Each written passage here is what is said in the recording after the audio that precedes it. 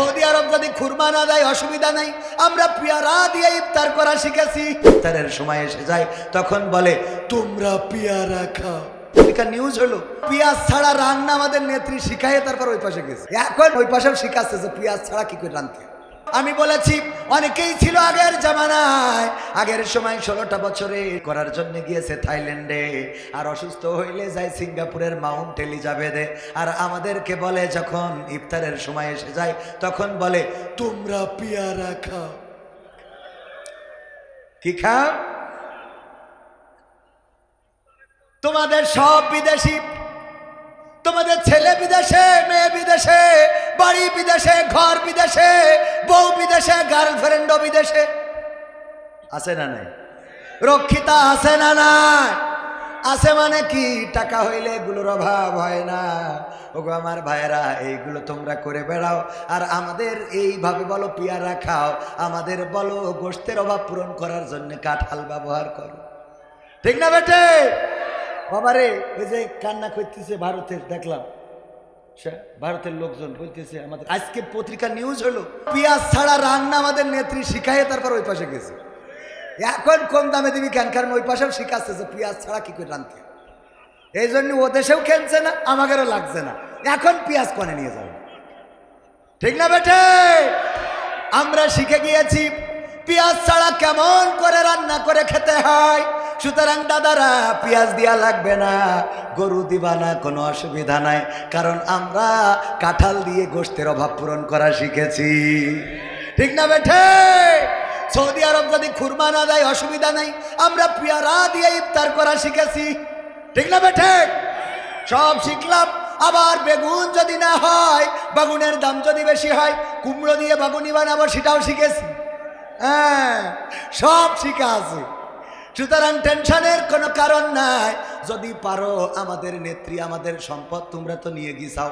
71 সালে আমাদের মিল, কলকারখানা, জুট মিল, মেশিন, টাকা পয়সা, পানি, নদী, নালা, মাটি, সীমানা সব নিয়ে গিয়েছাও। মনে যা চেয়েছে হাজার হাজার কোটি কোটি টাকার জিনিস নিয়ে গেলে। আর এই স্বাধীনতার সময় 5ই আগস্টে আবার আমাদের এত উন্নয়ন যে করে দিলে, তার গড়ে নিয়ে চলে গেছে। কিরাম লাগে? কত বড় শয়তান। আমি কই হাসিনার নামে কেস করলাম, মোদির নামে কর। আমাকে টানেল দিলে, পদ্মা সেতু দিলে, বিল্ডিং দিলে, আমার যে সেক্রেটারি জেনারেল, তাই তো আমাদের জেলা সেক্রেটারি, ওনার বাড়ি থেকে, সহকারী সেক্রেটারি জেনারেল, ওনার বাড়ি থেকে বেগম সাহেবা বলেছিল যে আমার একটা আইফোনের খুব শখ। তো ইয়ানো তুলে তো আর আইফোন হয় না, কারণ ওইটা তো আমাদের হিসেব দিতে হয়। অন্যদের উপর থেকে নিচের দিকে আসে, আমাদের নিচের তো উপর দিকে পাঠাতে।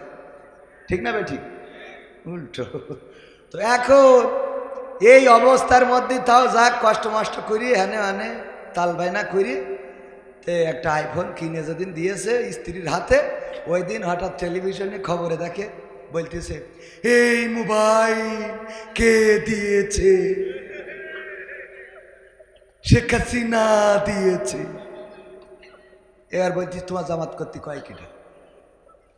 তুমি একটা ফোন চাইছি, ভালোবাসার জায়গা থেকে নিজে কিনে না দিতে পারো, দিয়ে না, তা বলে হাসিনার ফোন আমার কাছে নিতে চাও। এই সংসারে কি একটা বিধিখিস্তি অবস্থা। কথা কি বোঝা গেছে? এই মোবাইল কে দিয়েছে? সব উড়া দিয়েছে, আর আমরা বসে বসে ঘোড়ার ঘাস কাটি। এই জন্য যেই বিদেশিরা রেমিটান্স বন্ধ করে দিয়েছে, সেই পলক কাঁদতেছে, টাকা পাঠা। ঠিক না বে? ঠিক। তো এতদিন তো তুরাই সব করলি, পদ্মা সেতু তাও নাই, শুনলাম তোদের বাড়ির ভিটে বেচা টাকাতে বানাইছিস, এখনো ঋণ শোধ করতে আছে আমাদের। হ্যাঁ, ঠিক না বে? ঠিক। সুতরাং আমি বলতে চাই, তাওহীদি জনতা, আর হেলা ফেলা করে দিন কাটানো যাবে না। চায়ের দোকানে, সিরিয়ালের আড্ডায় থাকা যাবে না। এখন মসজিদ ভরে ফেলতে হবে। আমাদের এমন একটা সময় ছিল, মসজিদে বসে কোরআন পড়লেও নাশকতা করা হচ্ছে, এমন কথা বলে অ্যারেস্ট করে হাতে হাত করা, পায়ে ডান্ডা বাড়ি এবং রিমান্ডের নামে অকথ্য নির্যাতন করা হয়েছে। বলেন ঠিক কিনা? সুতরাং এখন মসজিদকে কাজে লাগাতে হবে। মসজিদ শুধু ইবাদতের জন্য নয়, ওখান থেকেই গ্রাম পরিচালিত হবে। বাইতুল মুকাররম শুধুমাত্র জাতীয় মসজিদ নয়, সেখান থেকে যেই কথা আমাদের খতিবরা বলবেন সেটা গোটা দেশে পালিত হতে হবে। মসজিদকে কাজে লাগানোর দরকার আছে না নাই? আমাদের সেই সময় বলেছিল ছাত্রলীগ যুবলীগের ভাইয়েরা, আপনারা মসজিদে যাবেন নামাজের জন্য নয়, যাবেন জামাত শিবিরদের দেখার জন্য। তারা ওখানে কি করে? মসজিদে ওখানে রক কাটতে যায়। হ্যাঁ, রক কারা কাটে? হত্যা কারা করে? খুন কারা করে? গুম কারা করে? বাংলাদেশের ইতিহাস শুধু নয়, গোটা বিশ্বে ইতিহাস হয়ে আছে, বলেন ঠিক কিনা? গোটা বিশ্ব জেনে গেছে যে এই কাজগুলো কারা করে আর কাদের নামে চালায়। ঠিক না বেঠে? মন্দিরে হামলা, মূর্তি ভাঙা হয়, জামাতের আমিরের নামে কেস। ও চোখি দিয়ে পারে না, ওর নামে কেস। কথা কয় না, ঠিক না বেঠে? আবার দাদারা অভিযোগ করলো এই দেশে সংখ্যালঘু নির্যাতন হচ্ছে। কি লঘু? আপনার এলাকায় কোনো হিন্দুকে 5ই আগস্টের পরে পিটানো হয়েছে, মারা হয়েছে? মাথা না কাটলে নাকি বেরোতে দিচ্ছে না, এরকম ঘটেছে? মানে এই মাথা না পাবো, বেরোতে দিচ্ছে না। হয়েছে এরকম কিছু? হয়েছে, ঘটেছে? ঘটে নাই তো। আবার বলে কি থাকবে না বাংলাদেশ, বাংলাদেশ থাকবে না। তোর অসুবিধা কি? না থাক, তুই তো বাংলাদেশের লোক না। এত জলে কেন? জলে, ওদের জলে। আবার বলে যে না কাটলে বের হইতে দিচ্ছে না। আমি বলেছি আমরা তো কাটাকাটির মধ্যে নেই, আমাদের দেশের হিন্দুরা ওরা কাটুক রাখুক, ওদের তো কাটার কোনো বিধানই নেই, দরকারই নেই। কিন্তু তোমরা যারা বলছো চলো চলো ঢাকা চলো বাংলাদেশ চলো আইসো, আমরা তার কাটাই কেসি নিয়ে বসে থাকলাম। তোগের অন্তত কেটে ঢুকবো, আর কি করব? যদি কারোর আমরা নাও পাই না গালে, আসার পরে বলবো দাদা কেটে এসেছেন নাকি গিয়ে কাটবেন? কে কথা ঠিক আছে তো? ওগো আমার ভাইয়েরা, আমি আলোচনায় যাব সূরা তাহার 55 নম্বর আয়াত। যে আয়াতটা আমাদের সবার মুখস্থ আছে না নাই? সূরা তাহার 55 নম্বর আয়াত। এই আয়াতে কারিমা তেলাওয়াত করেছি, সবার মুখস্থ। এটা কখন লাগে আমাদের? কবরে মাটি দেওয়ার সময়। অথচ আমরা এই আয়াতের পরে জুলুম করি, আমরা বুঝতেও পারি না এই আয়াতটা কবরে যে পড়ার জন্য বলেছে কি আমি খুঁজে পাইনি। আমরা কেন ওখানে যে পড়ি জানি না, তবে আমরা সুবিধাবাদ জিন্দাবাদ এই নীতিতে বিশ্বাসী। ঠিক না বেঠে? সুবিধাবাদ জিন্দাবাদ। আমরা দেখি ওই যে সূরা কাফিরুনের ব্যাখ্যা করে সংসদেও বলে লাকুম দীনুকুম ওয়ালিয়া দীন, তোমাদের দিন তোমাদের জন্য, আমাদের দিন আমাদের জন্য। কোরআনের আলোকে প্রজ্বলিত করে রাখব, যতই তাদের কলিজার মধ্যে জ্বালাপোড়া হোক না কেন। শুধু তাই নয়, আল্লাহ রাব্বুল আলামিন পরবর্তী আয়াতে বলে দিলেন আমি রাসূলকে দিন হুদা সহকারে, হেদায়েত সহকারে, দিনে হক সহকারে পাঠিয়ে দিলাম, এই জন্য যে তিনি সকল দলের উপরে, সকল মতের উপরে আমি আল্লাহর দিনকে বিজয়ী করে দেখাবে। সেই আল্লাহর দিনের দল কোনটা? ইসলামের দল না অন ইসলামের দল? কোন দল? ইসলামের দল। আর এই ইসলামের দলের পক্ষে থাকার দরকার আছে না নাই? ওগো আমার ভাইরা, এই জন্যে আমি জায়াতে কারিমা তেলাওয়াত করেছি। অনেকেই সুবিধাবাদ জিন্দাবাদ বা ট্রাকে লিখে রাখে, কি লিখে? যে গাছ লাগান পরিবেশ বাঁচান, আর পৃথিবীর সব গাছ কেটে গাড়িতে তুলেছে। ঠিক না বে ঠিক? যেই টিরাকে লিখে রেখেছে গাছ লাগান পরিবেশ বাঁচান, ওর টিরাকে গাছ ছাড়া আর কিছু ভয় না। তার মানে ওর গাছ লাগবে, এই জন্য পাম মারতেছে। হ্যাঁ, এরকম সুবিধাবাদ জিন্দাবাদ। বাসের মধ্যে যদি ওঠেন, হেল্পারে যদি জিজ্ঞেস করেন যাবো তো চুয়াডাঙ্গায়, সিট আছে? সিট ভরা বাসের মধ্যে, আসেন সাইড নিয়ে নিয়ে উপরে উঠো। আমার সেক্রেটারি উঠে দেখে যে সিট আছে ঠিক, খালি নেই। সিট আছে কিন্তু খালি নেই। মিজাজ খারাপ হয়ে গেছে, হেল্পারের কলার ধরবে, হঠাৎ করে দেখে বাসে লেখা রয়েছে নিশ্চয় আল্লাহ ধৈর্যশীলদের পছন্দ করেন। বুদ্ধি আছে না নাই? নিশ্চয় আল্লাহ ধৈর্যশীলদের পছন্দ করেন। ব্যাস, সেক্রেটারি চিন্তা করলো আল্লাহ বলিও ধৈর্য ধরতে, যা ধৈর্য ধরলাম, ব্যাস উনার বেশি গেল। এইভাবে বাসে ওই যে আমার আব্বা বলতো যে এক মুরব্বী উঠেছে, কোলের মধ্যে তার বুড়ি নিয়ে বসে আছে জড়াই ধরে। তো আর এক মুরব্বী চিন্তা, ওই দেখে যুবকরা হাসাহাসি করতেছে, কি রে এ বুড়ো মানুষ ওর এই বুড়ো বয়সে ওরকম করে ধরতে হবে কেন? আমরা না হয় লাইলাতুল ফেব্রুয়ারিতে যা করি করি, হ্যাঁ মনে আছে তো? খেলা হবে, হ্যাঁ ঠিক আছে যুবকেরা, অ্যালার্ট আছো? কথা হবে এখনো ইনশাআল্লাহ। থাকবেন শেষ পর্যন্ত? থাকা যাবে নাকি শয়তানে উঠাই নিয়ে যাবে? ইয়া আইয়ুহাল্লাযীনা আমানু দুখুলু ফিস সিলমি কাফা ওয়া লা তাত্তাবিউ খুতুওয়াতিশ শাইতান ইন্নাহু লাকুম আদুউম মুবিন। আল্লাহ বলছে তোমরা পরিপূর্ণভাবে ইসলামের মধ্যে দাখিল হয়ে যাও, শয়তানের পদাঙ্ক অনুসরণ করো না, নিশ্চয় সে তোমাদের প্রকাশ্য। এখানে বসে আছেন, কোথায় বসে আছেন? জান্নাতের বাগানে। কোন বাগানে? তো জান্নাতের বাগান থেকে শয়তান কি কাউকে চায় জান্নাতে নিতে? শয়তান চায়? তো এই বাগানে বসে থাকার পরে শয়তান যদি কারো বের করে নিয়ে যেতে পারে, এটা হলো শয়তানের সফলতা। কার সফলতা? শয়তানকে যারা সফল করতে সহযোগিতা করে ওরাও আর এক শয়তান, ঠিক না বে ঠিক? ওরাও কি আর এক শয়তান। ওদের যেভাবেই বলেন যেভাবেই করেন ওই শয়তানগুলো ঠিক রাখতে পারবেন না। কারণ হলো যে জান্নাতে আল্লাহ তো সবাইকে নেবে না, নেবে? জান্নাতে সবাই যাবে? এই জান্নাতের বাগানে যে বসতে পারে না, পরকালের জান্নাতের বাগান চাও, এত সোজা মনে করি না। আমি গতকালকে আলোচনায় বলেছি যে আমার আগে ধরি আল্লাহ যদি শাস্তি দেয়, প্রথম শাস্তি দেবে তুই। আমি বলেছি আল্লাহ রাসূল বলে দিয়েছে যে সবচেয়ে ছোট জান্নাত পাবে, সেই জান্নাতটার পরিধি হবে এই দুনিয়ার কয় গুণ? 10 গুণ বড়। একজন গাঞ্জাখোর 100 টাকা দিলে আমি তার জান্নাতুল ফেরদাউস, আল্লাহ মাকসাদ 100 টাকা দিয়ে তুই জান্নাতুল ফেরদাউস দিয়ে দে। আল্লাহ কবে তুই 100 টাকায় জান্নাত বেচলি কি করে?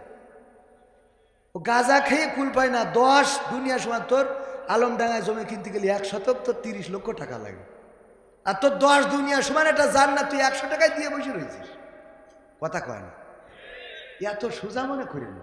মনে করছেন কবির মনে হয় জান্নাতে যাবো, এত সোজা না। বাটাম আগে এইটা খাবো, তারপরে আপনাদের।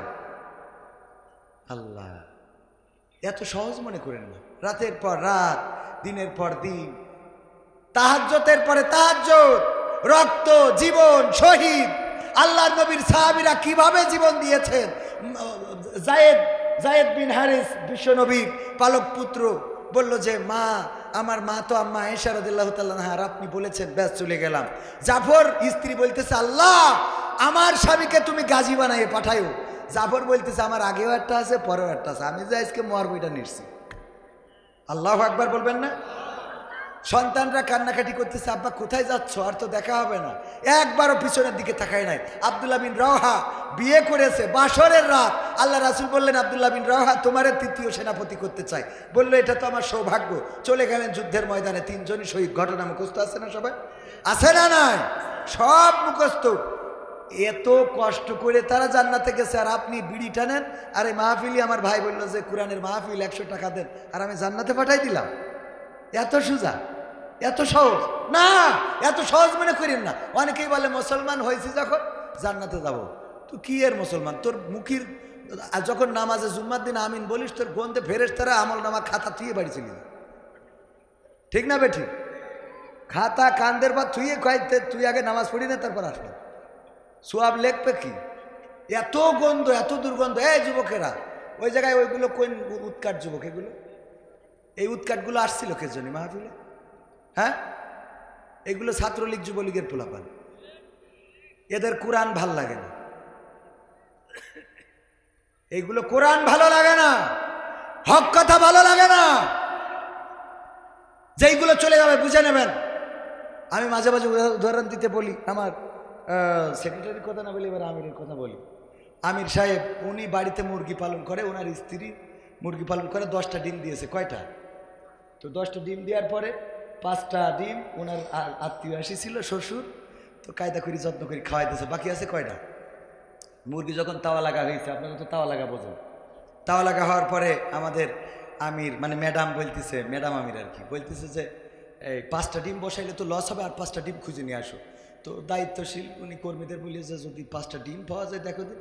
তো একজন বললো আমার বাড়ি আছে কিন্তু হাঁসের ডিম। তাও এনে দাও, অন্তত বাড়ি ঠান্ডা করে নি। তো এই নিয়ে দেশে ওই হাঁসের ডিম মুরগির পেটের নিচে দিলে ফুটবে না? ফুটবে না।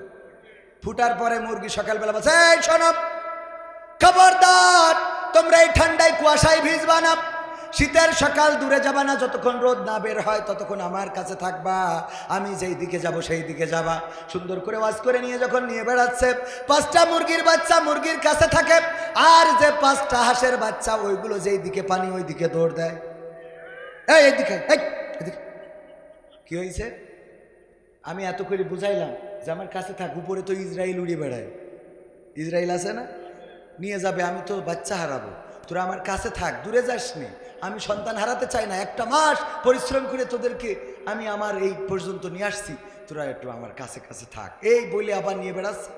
কাছে ছিল টিউবওয়েলের যে পোষা খানা, আপনারা খানা বলেন, গর্ত বলেন, যাই বলেন, ওই জায়গার পানি দেখি হাঁসের বাচ্চা 5টা সাথে সাথে নামিয়ে কিলিবিলি কাকে বলে, একেবারে ঘাড়ের পরে দিয়ে একেবারে নাসা নাসি নাসা নাসি। মুরগি বলছে আমার বুঝা শেষ, আমার বুঝা শেষ, আমি যে 10টা বাচ্চা মানুষ করতেছি আমার বুঝা শেষ। এই 10টার মধ্যে 5টা হলো আমার জাতের, আর ওই 5টা হলো বেজাতের। ওগুলো আমার জন্মের না বেজন্মা। কি জন্মা? বেজন্মা। আমার জন্মের যদি হতো, আমার জাতের যদি হতো, তাইলে আমার সামিয়ানার নিচে থাকতো, আমার পেটের নিচে থাকতো।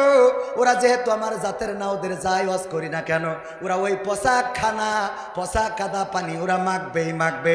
এই কোরআনের ময়দান 1টা মাস ধরে এত সুন্দর করে সাজালো, এত সুন্দর করে লাইটিং প্যান্ডেল মাইকিং প্রচার করলো, আর এখানে যখন আলোচনা হয়, যারা এখানে আসতে পারে না, বসতে পারে না, থাকতে পারে না, ওরা জাতের না, ওরা বেজাতের। ঠিক না ঠিক? ওদের যেইভাবে বলেন থাকবে না।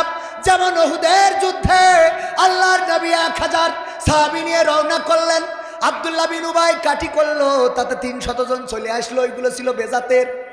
কি জাতের? এই জাতীয় বেজাত যুগে যুগে আছে না নাই? আপনি যখন মিছিল করবেন, আমার সেক্রেটারি যদি এখানে বিপদ প্রার্থী হয়, দেখবেন মিছিলে অনেক লোক অনেক লোক অনেক লোক, ওই আবার এই লোকগুলো ভোটের দিন যেয়ে সিল মারবে অন্য জায়গায়, তার মানে ওই অনেক লোকের মধ্যে বেজাত কিছু আছে না নাই? এই বেজাত যারা, ওদের বইলেও বুঝাতে পারবেন না, ওরা সামনের পরে এক কথা, পিছনে আর এক কথা।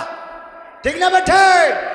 আর আল্লাহ ওদের ব্যাপারে বলেছে, ইয়া আইয়ুহাল্লাযীনা আমানু লিমা তাকুলুনা মা লা তাফআলুন। ওগো ঈমানদারেরা শোনো, তোমরা এমন কোনো কথা বলো না যা তোমরা কাজে পরিণত করো। অথচ এখন যদি বলি মাহফিল শেষ না করে যাবেন না, এমন কারা কারা রাজি হাত তোলার দরকার নেই। যদি বলি সবাই হাত তুলবে, দেখেন সবাই হাত তুলবে, খালি পরে দেখবেন কুতকুত করে উঠতেছে। এই ঠিক বলছি না ভাই? ঠিক বলছি? কথা মিলাই নেবেন। অনেকেই বলতে পারেন, হুজুর আপনার কথা শুনতে ভালো লাগতেছে না, তাই থাকলাম না। যদি এরম হয় তাহলে চলে যেতে পারেন, আমার কোনো অসুবিধা নেই। কারণ আপনি শুনলেও অসুবিধা নেই, না শুনলেও অসুবিধা নেই। আমি চাই যে আপনি জান্নাতের পথে আসেন। ঠিক না বেঠিক? মরহুম আমিরে জামাত অধ্যাপক গোলাম আজম রাহিমাহুল্লাহ বলেছিলেন, এই দেশে দিন কায়েম করে দিতে হবে, এটা আমাদের দায়িত্ব দেওয়া হয় না। মূল দায়িত্ব, মূল কথা হলো আমি দিন কায়েমের আন্দোলনে সম্পৃক্ত থেকে মরতে পারলাম কিনা। সত্য বললাম তো মুহতারাম? দিন কায়েমের আন্দোলনে থেকে মরতে পারলাম কিনা, এইটাই হলো মূল দেখার বিষয়, মূল সাবজেক্ট। এটার বাইরে আর কিছু নেই। তো এই কোরআনের মাহফিল প্রতিদিন হয় না, একদিন হয়। একটুখানি বসতে যেয়ে যদি জ্বালা বেঁধে যায়, তাহলে বুঝতে হবে আমাদের সমস্যা আছে না নাই। কোরআন পড়তে ভালো লাগে, কোরআন শুনতে ভালো লাগে, কোরআন জানতে ভালো লাগে, কোরআন মানতে ভালো লাগে না। ঠিক না বেঠে? কোরআন পড়তে ভালো লাগে, কোরআন শুনতে ভালো লাগে, কোরআন জানতে ভালো লাগে, কোরআন মানতে ভালো লাগে না। নামাজেতে পড়লে কোরআন মনটা শীতল হয়, কারির তেলাওয়াত শুনিলে প্রাণ জুড়িয়ে যায়। নামাজেতে পড়লে কোরআন মনটা শীতল হয়, কারির তেলাওয়াত শুনিলে প্রাণ জুড়িয়ে যায়।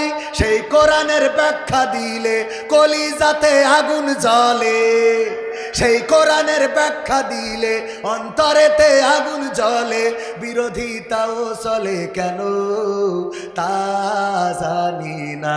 কোরআন পড়তে ভালো লাগে, কোরআন শুনতে ভালো লাগে, কোরআন জানতে ভালো লাগে, কোরআন মানতে ভালো লাগে না। কোরআন পড়ে কতক লোকে শুরু করতো দিন, তারা আবার চাইতো না দেশে কোরআনের আইন। কোরআন পড়ে দেখতাম ওরা শুরু করতো দিন, তারা আবার চাইতো না দেশে কোরআনের আইন। এটা যে কেমন নীতি, তাই তো এ দুর্গতি করছে মোদের ক্ষতি কেন তা বুঝি না। কোরআন পড়তে ভালো লাগে, কোরআন শুনতে ভালো লাগে, কোরআন জানতে ভালো লাগে, কোরআন মানতে ভালো লাগে না। কোরআন বুকে চুমু খাওয়ার লোকের নাই অভাব, সেই কোরআনের বিরোধিতা আবু জাহেলের স্বভাব, ঠিক না বেঠে? কোরআন বুকে চুমু খাওয়ার লোকের নাই অভাব, সেই কোরআনের বিরোধিতা আবু লাহাবের স্বভাব। মানবা সুবিধা মতো তাই এই বুকে ক্ষত, দেখলে এমন কিছু সইতে পারি না। কোরআন পড়তে ভালো লাগে, কোরআন শুনতে ভালো লাগে, কোরআন জানতে ভালো লাগে, কোরআন মানতে ভালো লাগে। এমন মানুষ আছে না নাই? এইখানে কি আছে? আছে। কারা কারা হাত উঁচু করেন? এখানে আছেন কারা? তাও দু একজন তুলেছে আবেগে আবেগে। আল্লাহ বলছে ইয়া আইয়ুহাল্লাযীনা, আল্লাহ বলছে ওয়াইযা কুরিয়াল কুরআনু ফাসতামিউ লাহু ওয়া আনসিতু লাআল্লাকুম তুরহামুন। যখন তোমাদের সামনে কোরআন পড়া হবে, কোরআন বলা হবে, তখন তোমরা তোমাদের হৃদয়ের কান দিয়ে শুনবে, যাতে করে তোমাদের উপরে আল্লাহর রহমত বর্ষণ হতে পারে। এবং চুপ থাকবে, চুপ থাকবে আর কি করবে? হৃদয়ের কান দিয়ে শুনবে। কথা যখন শুনবেন খালি আবেগে হাত উঁচু করলে হবে? কথা কেন হবে? কতবার হাত উঁচু করলেন নামাজ পড়বো, নামাজ ছাড়বো না, কিন্তু যেদিন হাত উঁচু করেছেন ওই দিনই ফজরের নামাজ পড়েন, ঠিক না বে ঠিক? তাহলে হাত উঁচু করে একটা গুনাহ হলো, নামাজ না পড়ে একটা গুনাহ, আর হাত উঁচু করে ওয়াদা করিলেন তার জন্য আর একটা গুনাহ। খামাখা খামাখা গুনাহ বাড়াইলেন, ঠিক না বে ঠিক? গুনাহ বাড়ায় না বাড়ায় না? হাত উঁচু করার সময় বুঝে শুনে করতে হবে। আমাদের এক হুজুর বলছিল, মানে ওই ওয়াজ করতেছে টাকা কালেকশনের জন্য, তো টাকা কালেকশন করতেছে 50,000 টাকা দেওয়ার মতো। কেউ কি আছেন 50,000 টাকা এই যুবকদের দেবেন? কেউ রাজি হয় না, রাজি হয় না। সুন্দর করে সুদ দিব। ভাইয়ারা আমার, 50,000 টাকা যদি কেউ দেন, দোয়া করে দেব আল্লাহ যেন কবুল করে, মা বাবার যেন জান্নাতে রাখে, দুনিয়ায় যেন বরকত দান করে। কেউ কোনো কথা বলে না, বলে না, বলে না। হুজুরির হয়ে গেছে মিজাজ খারাপ যে 50,000 টাকা কেউ দিয়েছে, এবার রাগ করি। এই 50,000 টাকা দেওয়ার মতো একজনও কি নাই? হাত উঁচু করেন। তো একজন অনেক কিলার তো এই শীতে ওই জিমস ছিল খালি, ও যেই বলিস হাত উঁচু করেন, মানে আগের লাইনে কি বলিস শুনতে পাইনি, ও উঠে পরে ঘুমিয়ে। হ্যাঁ, নাম কি? ওবায়দুল কাদের। আল্লাহ ওবায়দুল কাদের 50,000 টাকা এই মাহফিলে করলো দান। বাড়িয়ে দাও, সম্মান নেকায়াত দিয়ে দাও, মনের স্বপ্ন পুরা করো। বাপ মা বাপ 14 গোষ্ঠী, নানা নানি, দাদা দাদি যারা কবরে আছে, আল্লাহ জান্নাতুল ফেরদৌসের মেহমান করে দাও। ও বলছে আল্লাহ আমার কালকে এক প্যাকেট আখিস বিড়ি কিনবো, সে টাকাও তো নেই। হুজুর তো 50 টাকা ওজনের দোয়া করে দিলে। মায়ের খাওয়ার ভাই তো ওখানে আর কিছু বলেনি। পরের দিন যেই জামাতের আমিরের সাথে দেখা, বকুল ভাইয়ের সাথে দেখি, বলছে হুজুর আমার তো একটা খেলা হয়ে গেছে। কি? তা ওই আমি কালকে যেই মাহফিলি ঘুমাই পড়িলাম। অসুবিধা কি? অসুবিধা নেই। বলছে না ওখানে তো অসুবিধা না, অসুবিধা হলো হুজুর কালেকশন করছিল সুদ দিয়ে দিয়ে, তো ওই সময় আরও ঘুম চাকি ধরিল। তো কালেকশনে 50,000 টাকা চাচ্ছে, আমি তো এটা বুঝিনি। হঠাৎ চিল্লাই কইছে হাত উঁচু করেন। তো আমি তো জানি মাহফিলি গেলে মাঝে মাঝে হাত উঁচু করতে, আমি করি বসে আছি। এইবার দেখি বলছে যে ওবায়দুল কাদের 50,000 টাকা দিয়েছে, তা আমার 50 টাকাও নেই হুজুর। তো বলছে নেই তো এখন কি করবেন? ও তো ভুল ক্রমে হাত উঁচু করে ফেলিছেন, অসুবিধা নেই। বলছে সেও ঠিক আছে, অসুবিধে নেই, কিন্তু অসুবিধা তো অন্য জায়গায়। আবার কে অসুবিধে? অসুবিধা হলো হুজুর আমার মা বাপ দাদা দাদি 14 গোষ্ঠীর জন্য দোয়া করেছে যে আল্লাহ যেন ওকে জান্নাতুল ফেরদাউস দেয়। তা আমি তো এখন টাকা দিতে পারছি না বলে ওকে আবার ফেরত এনে কি জাহান্নামে ঢুকাবে কিনা, এই নিয়ে আমার টেনশন। কারণ আমি তো হাত উঁচু করে কি ওগেরই বিপদে ফেললাম। তো এই জন্যে একটু হৃদয়ের কান দিয়ে শোনার দরকার আছে না নাই? কি দিয়ে শুনবেন?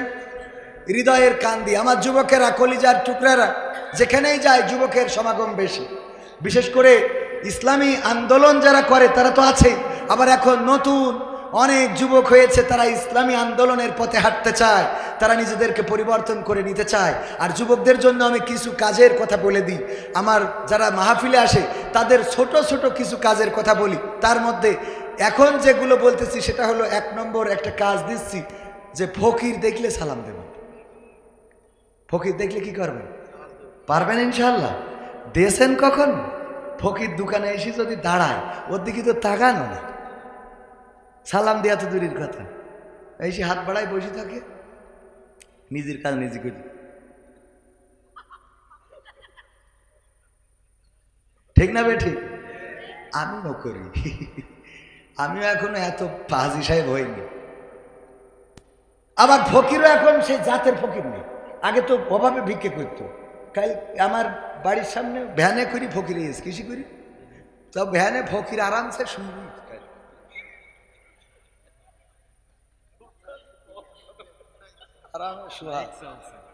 আর ওদিকে মাইক চলছে, ভাই জানে মাইক চলছে। ফকির এসে দুয়ারে দান করেন গো ভাই, দুনিয়াতে দান করিলে পরকালে পায়।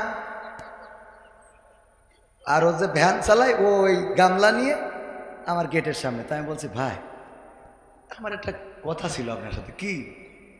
এই যে কষ্ট করে ফকিরের ভ্যানে করে নিয়ে বেড়াচ্ছেন সারা দুনিয়া, এটা না করে আপনি ওই ভ্যানটা যদি বাজারে চালান, চালাই যে ইনকাম হবে তাই দিয়ে তো ফকিরি চালাইতে পারেন। বলছে হুজুর আপনি বুঝতে পারেন না। কে? তো বলছে আমি ফকির আনিছি, কিটা বলি নিজে দেখলাম তুই চালাই নিয়ে আসলি। বলছে আসলে আমি ফকির নিয়ে আসিনি, ফকির আমার নিয়ে আয়। কেন? বলছে ও ভ্যানও ফকিরির, মাইকও ফকিরের, গামলাও ফকিরির, আমিও ফকিরির। কেন? বলছে আমি ড্রাইভার। ও রে আল্লাহ, ড্রাইভার। আমার বেতন দেয় মাসে মাসে, আমি ওই বেতনের জন্য ওই নিয়ে বেড়াই। আর ওই তাই বলছে মাইক রেকর্ডিং করা কেন? বলছে ওর হিসেব হইলো এত কথা বলি পারে কিনা, একদিন বলি ঠিক দিস ওতে তুই দিলি দে, না দিলি না, অসুবিধা নেই। কি জ্বালা, আরামসে শুয়ে আছে, মানে কোনো কথাও বলবে না। এগের ভিক্ষে দিতেছে করে বলে। এয়ারপোর্টে মালয়েশিয়াতে এসে নামলাম, ফকির এসে ফকির বিদেশ আসলে একটু ধরে, তো এক ফকির দিয়েছি, ও যেইতে আরো 14 গোষ্ঠীর খবর দিয়েছে, বলছে যা ফাটিয়াটা পাইছে। এবার 5-7টা এসে বলছে আমাকে দেন। তা আমি বলছি বাবু তোকে দিলি তো আমার, আবার এখন তোকে সাথে যোগ দিতে হবে। বিদেশ থেকে খেটে নিয়ে আসলাম, তো তোকে দিয়ে তা আমি তালিকে ভিক্ষে করা শুরু করে দিই, তাছাড়া তো উপায় নেই। এই ফকিররা খেপি গেছে, আপনি ওর দেশেন ওর ফকির মনে হয় কি আমাকে ফকির মনে হয় না? মানে মায়া বেরিয়ে বসে এরম একটা, আরে বাবা ওদের আক্রোশ কি? বলছে ওর ফকির মনে হয় আমাকে ফকির মনে হয় না। বললাম না, তোকে ফকির মানে কি, ফকির লিডার মনে হয় তোকে, ফকির কমিটি। এই যে ফকির, যাই হোক, ফকিরকে কি করবেন? সালাম দিবেন। এটা হবে অহংকার মুক্ত মানুষের পরিচয়। ফকির দেখে মনে থাকবে, মনে থাকবে ইনশাআল্লাহ। তো যাই হোক, মাহফিল শুরু করব, যেহেতু 11টার মধ্যে মাহফিল শেষ করার কথা। আল্লাহ আমাকে তৌফিক দিন, এখনো তো শুরু করতে পারিনি। করবো, শুরু করব, থাকবেন ইনশাআল্লাহ, থাকা যাবে। ক্ষমতায় কেউ স্থায়ী হয় না, হোক না সে হাসিনা কি বারে না, সে আরটা চিরকাল থাকে না। ক্ষমতায় কেউ স্থায়ী হয় না, মুজিবুর বেশি দিন থাকেনি, জিয়াউর কেউ তো রাখেনি। মুজিবুর বেশি দিন থাকেনি, জিয়াউর কেউ তো রাখেনি। এরশাদ চলে গেছে পৃথিবী ছেড়ে, এরশাদ চলে গেছে পৃথিবী ছেড়ে, কেউ আজ তার কথা কয় না। ক্ষমতায় কেউ স্থায়ী হয় না। হাসিনা ক্ষমতা ধরে রাখতে আয়না ঘর বানিয়েছিল, জনগণের রোশানলে দাদার দেশে পালিয়ে গেল। হাসিনা ক্ষমতা ধরে রাখতে আয়না ঘর বানিয়েছিল, জনগণের রোশানলে দাদার দেশে পালিয়ে গেল। ডিবি হারুনের পাশে আর, ডিবি হারুনের পাশে আর পরিমণিদের দেখা যায় না। ঠিক না বেঠে? এখন কি তাদের দেখা যায়? দেখা যায় না, কিন্তু তাদের নিয়ে নিউজ করে, সংবাদ করে। এখনো সেই সময়ের সাংবাদিক আছে না নাই? সেই সময়ের সাংবাদিক যারা আছে অপসাংবাদিকতা এখনো করে যাচ্ছে। মুহতারাম জামাতের আমির ডাক্তার শফিকুর রহমান যখন সাতক্ষীরাতে বললেন যে আমরা নারীদের পোশাকে বাধ্য করব না, বোরখা পরতে বাধ্য করব না, কারণ এর পরের লাইন কিন্তু আরো বলেছে, নিউজ করেছে জামাতের আমির বলেছে নারীদের জন্য আমরা বোরখা পরতে বা কোনো পোশাকে বাধ্যবাধকতা আমাদের নেই। সমালোচনা শুরু হয়ে গেল। জামাতের আমির বলেছে পোশাক আশাক যাই পরে কোনো সমস্যা নেই। ঠিক না বেটি? সমালোচনা করেছে না করে নেই? অথচ মুহতারাম আমিরে জামাত বলেছেন যখন একটি কল্যাণ রাষ্ট্র প্রতিষ্ঠা হবে তখন এই দেশের মা বোনেরা তারা অবশ্যই বিচক্ষণ, তারা বুঝে নেবেন যে এই সমাজে বাঁচতে হলে, থাকতে হলে, চলতে হলে, এই সমাজে বলতে হলে কোন পোশাকটা পরতে হবে। মসজিদে যখন কেউ যায় তখন কাউকে কি বলা লাগে যে যা উজু করে আসো? কারণ সে বোঝে যে নামাজ পড়তে আসলে উজু করতে হয়। ঠিক না বে ঠিক? কল্যাণ রাষ্ট্র প্রতিষ্ঠা হওয়ার পরে মা বোনেদের বলা লাগবে না বোরখা পরেন, তারা বুঝে নেবে এই রাষ্ট্রে আমরা বসবাস করব, অবশ্যই আমাদের বোরখা পরতে হবে। নামাজের যেমন উজু ছাড়া নামাজ হয় না, ইসলামী রাষ্ট্রে তেমন অটোমেটিক বুঝে ফেলবে যে এখানে আমাদের বোরখা পরতে হবে। তবে হিন্দুদের, বৌদ্ধদের, খ্রিস্টানদের ওদের তো পর্দার বিধান নেই, আছে। তো ওদের পর্দার বিধান না থাকলেও ওরা মার্জিত পোশাক পরবে, কারণ যেখানে মসজিদে হিন্দুরা কি যায় নাকি? যায়। যেখানে যে পরিবেশ সেখানে সে পরিবেশ মেইনটেইন করে চলবে। এই অপসাংবাদিকতা, এই সাংবাদিকতার কারণে আমাদের দেশ মাঝে মাঝে দেশের মানুষ উল্টো পাল্টা বুঝে ফেলে। আমরা প্রতিটা সংবাদের সত্যতা অনুসন্ধান করব, মনে থাকবে। কোনো অপপ্রচারে কান দেব না, কোনো অপপ্রচারে কান দেব না। এই বাংলার জমিনে যদি কোরআনের রাজ কায়েম করতে হয়, ইসলামী আন্দোলন ছাড়া বাংলার জমিনে কোরআনের রাজ কায়েম হওয়া সম্ভব নয়। সুতরাং ইসলামী আন্দোলনের নেতা কর্মীদের হাতকে শক্তিশালী করার জন্য আপনাকে আমাকে শপথ নিতে হবে। কোরআনের আলোয় আলোকিত করতে হলে, ইসলামের আলোয় আলোকিত করতে হলে অবশ্যই ইসলামী আন্দোলনের পথ বেছে নিতে হবে। সন্তানদেরকে কোরআনের পথে দিতে হবে। আর তা দেবেন না, মরে যাওয়ার পরে বলবেন যে হুজুর আসেন বিসমিল্লাহি ওয়া আলা মিল্লাতি রাসূলিল্লাহ বলে একটু রাসূলের কাঁধে তুলে দেন। এইটা করাও যাবে। যারা এই দুনিয়ার পরে আল্লাহ রাসূলের পথে চলে নাই, কোরআনের পথে চলে নাই, আল্লাহ রাসূলের দেখানো এই দিনের পথে চলে নাই, মারা যাওয়ার পরে কোনো ইমাম যে যদি বলে বিসমিল্লাহি ওয়া আলা মিল্লাতি রাসূলিল্লাহ, ওই ইমামের কথায় রাসূল ওই লাশটার দায়িত্ব নিবে। আমরা এই কথা অহরহ বলি না, বলি না। আজকে আমার আলোচনার সাবজেক্টটাও হলো কবর নিয়ে। দেখেন মারা যাওয়ার পরে যখন ডাকে বকুল ভাই, যেই দেখা যাচ্ছে বিশেষ দলের নেতা যে জীবনে রাসূলের মানা তো দূরের কথা, দাড়ি রাখি আমরা আর ওর গেন চুলকায়, আছে না নাই? গেন চুলকায়, দাড়ি আমাদের, চুলকায় ওদের। টুপি দেখলে মেজাজ খারাপ হয়ে যায়, এরকম আছে না? মানিক তো টুপি সহ্যই করতে পারতো না, লাস্টে বুঝলো যে না টুপি পরতে হবে এবং আল্লাহ আল্লাহ হতে হবে। দাড়িও রেখে দিলে, টুপিও রেখে দিলে, দুনিয়া ছাড়িয়ে দিয়ে বনবাসে চলে গেল, কলাপাতায় শুয়ে থাকলো। আর এমন রসিক বাঙালি, ওর বিসি পর্যন্ত খুলে নিল। সহ্য না করি পারা যায়? ঠিক না বে ঠিক? এমপিরা সব কোথায় গেল, মন্ত্রীরা সব কোথায় গেল, কোথায় কাদের কাকা? তাদের সারা দেশটা এখন লাগে ফাঁকা ফাঁকা। পালাবো না, পালাবো না, প্রয়োজন হলে ফখরুলের বাসায় গিয়ে উঠবো। ঠাকুরগাঁওয়ে বাসা আছে না, জায়গা দেবে বলেছে না? পালাবে না পালাবে না যাই না তবু দেখা, পালাবে না পালাবে না যাই না তবু দেখা।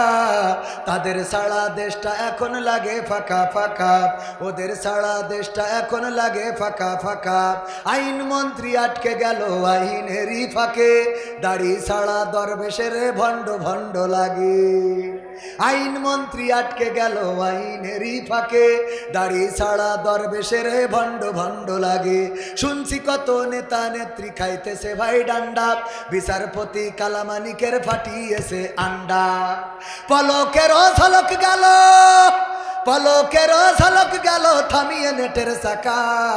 তাদের সারা দেশটা এখন লাগে ফাঁকা ফাঁকা, ওদের সারা দেশটা এখন লাগে ফাঁকা ফাঁকা। কই গেল সেই সংসদেতে মমতাজের গান, কোথায় গেল হজরত বলা স্বামী ওসমান। খেলা হবে, খেলা হবে, মনে আছে? আমি ফেসবুকে একটা ছবি দেখছি, জানি না ফেক নাকি রিয়েল। দেখলাম যে দাড়ি মাড়ি রেখি আল্লাহ হ্যাঁ হ্যাঁ আল্লাহ আল্লাহ কি আল্লাহ কি আল্লাহ। কই গেল সেই সংসদেতে মমতাজের গান, কোথায় গেল হজরত বলা স্বামী ওসমান। ইনু মেনন্দীপু মনি আছে কারাগারে, বাপ করিলেও পাপ কখনো ছাড়ে কি আর তারে। কোথায় গেল স্পিকারের, কোথায় গেল স্পিকারের দৃষ্টি আঁকা বাঁকা, তাদের সারা দেশটা এখন লাগে ফাঁকা। কই গেল সেই আরাফাত আর ব্যারিস্টার সুমন, কথা বলার সময় তারা করেনি ওজন। মুরগি কবির খাইছে ধরা, জাফর কোথায় আছে, গোপনে কি সেও গেল মোদি দাদুর কাছে। কই গেল সেই সালামের, কোথায় গেল সালামের কাড়ি কাড়ি টাকা, তাদের সারা দেশটা এখন লাগে ফাঁকা। লাগে না লাগে না? বড্ড ফাঁকা ফাঁকা লাগে, কারণ আগে টেলিভিশন জুড়লেই আমরা শুধু শুনতাম বঙ্গবন্ধু বঙ্গবন্ধু বঙ্গবন্ধু, আর উন্নয়ন উন্নয়ন উন্নয়ন রে, এত কিছু শুনতে পারতাম। আর এখন ওইগুলো শোনা যায় না রে, ঠিক না বেঠে? ফাঁকা ফাঁকা লাগে না লাগে না? অনেকে আবার বলবেন হুজুর এই গানটা আমি কোরআনের একটা আয়াত থেকে নিয়েছি, সূরা সফের ওই যে 2 আর 3 নম্বর আয়াত, মানে ওখান থেকে মনে হয়েছে এই গানটা গাওয়া দরকার। কেন? আল্লাহ বলছে, ওই যে আগেই পড়লাম, ইয়া আইয়ুহাল্লাযীনা আমানু, ইয়া আইয়ুহাল্লাযীনা আমানু লিমা তাকুলুনা মা লা তাফআলুন। ওগো ইমানদারেরা এমন কথা বললো না যা তোমরা কাজে পরিণত করো না। আমি খুঁজে দেখেছি 1 নম্বর ইমানদার হইল শেখ হাসিনা। কিডা? শেখ হাসিনার উপরে ইমানদার পাইনি কেন? পরিবারটাই এসেছিল এই দেশে ইসলাম প্রচারের জন্য, ইসলাম প্রচার করতে এসে তারপরে এই দেশে থেকে গেছে স্থায়ীভাবে সেই পরিবারের সন্তান শেখ হাসিনা। উনি তো অলিয়া উলিয়ার পর্যায়ে পৌঁছে গেছিল এই জন্যই যে সকালবেলা উঠেই আগে যায় নামাজ খুঁজতো, ঠিক না বেঠিক? যায় নামাজ খুঁজতো, আগে ফজরের নামাজ, তারপরে কুরআন তেলাওয়াত, তারপরে দিনে শুরু করতো। এমন পরহেজগার আমি দুনিয়ায় খুব বেশি পাইনি। এই পরহেজগার বলল যে হাসিনা কোনোদিন পালায় না, কথা কয় না, বলেছে না বলে নাই? শেখ হাসিনা পালায় না। আল্লাহ বলছে ইয়া আইয়ুহাল্লাযীনা আমানু লিমা তাকুলুনা মা লা তাফআলুন। পয়লা ইমানদার হইল শেখ হাসিনা, তাহলে তার আগে ডাক দিয়েছে। হ্যাঁ, হয়তো এখন কোরআন নাযিল হইলে বলতে ইয়া আইয়ুহাল্লাযীনা হাসিনা। হ্যাঁ, তো ওইটা না বললে কি বলেছে যে ইয়া আইয়ুহাল্লাযীনা আমানু, এই ইমানদার। তো এই যে বড় ইমানদার নামাজ পড়াই, গত রমজানে ওর পিছনে বরাবর টান টাইনে এসে তো দাঁড়াই ইতিকাফ করেছে। তাহলে কত বড় পরেশগার। আর আমি কাবা ইতিকাফ করুন, মসজিদই, যে মসজিদে পায়খানা পরিষ্কার করার লোক থাকে না সেখানে ইতিকাফ করলো, এরকম একটা অবস্থান। তো এই আমরা গরিব মানুষ এইসব জায়গায় ইতিকাফ, আর উনারা ইতিকাফ করে কনে কাবার ইমামের পিছনে বরাবর টান টাইনি পাগল।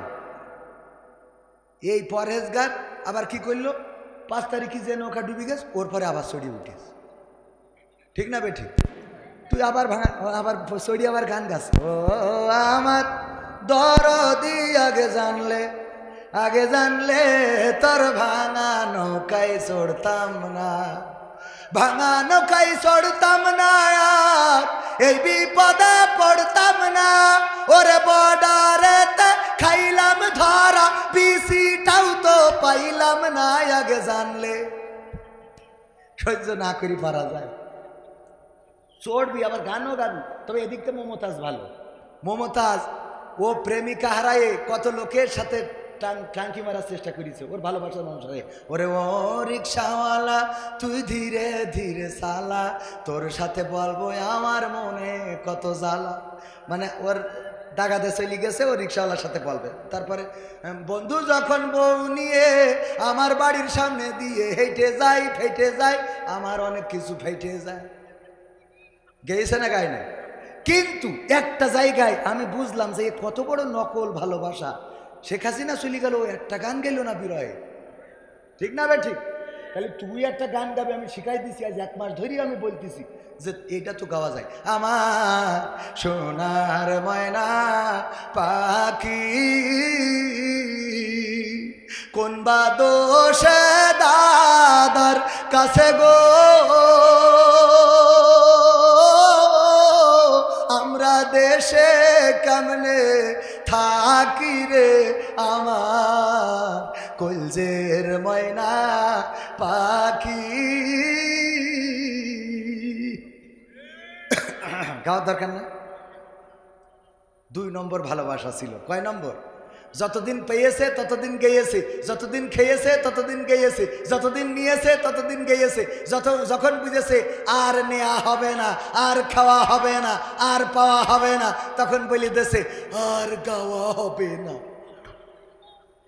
কে ঠিক না? ঠিক বুঝে ফেলে দেখেন যতদিন খেয়েছে। আবার এবার দেখেন ওই আয়াতের কাছে আসে, আল্লাহ বলল কি যে আল্লাহ দিনা আমানুল মাথা কুলু না মালাতা। পরের আয়াতে বলতেছে কাবুরা মাক্তারে আইন্দাল্লাহি আন তাকুলু মালাতা ফালুন। ইমানদারের সংখ্যা অত দিয়ে পাচ্ছি না, তবে আমি দেখলাম আল্লাহ বলছে ওগো ইমানদারেরা আরো একটা কাজ পরের আয়াতে আমি বলে দিচ্ছি শোনো। আল্লাহর কাছে এটা অত্যন্ত অপছন্দের যে তোমরা মুখে যা বলো কাজে তা করো না। এটা অত্যন্ত অপছন্দের, ঘৃণার, এটা আক্রোশের, রাগের, এটা করিয়ে না। আমার ছাত্রলীগ যুবলীগ ভাই আমি সম্মান করি তাদেরকে, খুব ভালোবাসার মানুষ। ওরা বলল যে আমরা রাজপথে দাঁড়াইয়া মুইতে দিলি বানের পানির মতো ভেসে যাই। আমি বললাম তোর বানের পানির দরকার নেই, আমাদের এই ডেরেন্ডা ভাষা যে এনে ছ্যালোর পানি পড়ে ওখানে এসে তোরা একটু মুইতে দে, ধান ক্ষেতটা বুড়ুক দেখি, বানের পানির মতো ভাসবে তোদের মুতি। তা এই জায়গাটা একটু দেখি দেই, তাহলে ওরাও কথা ঠিক আছে বলেন?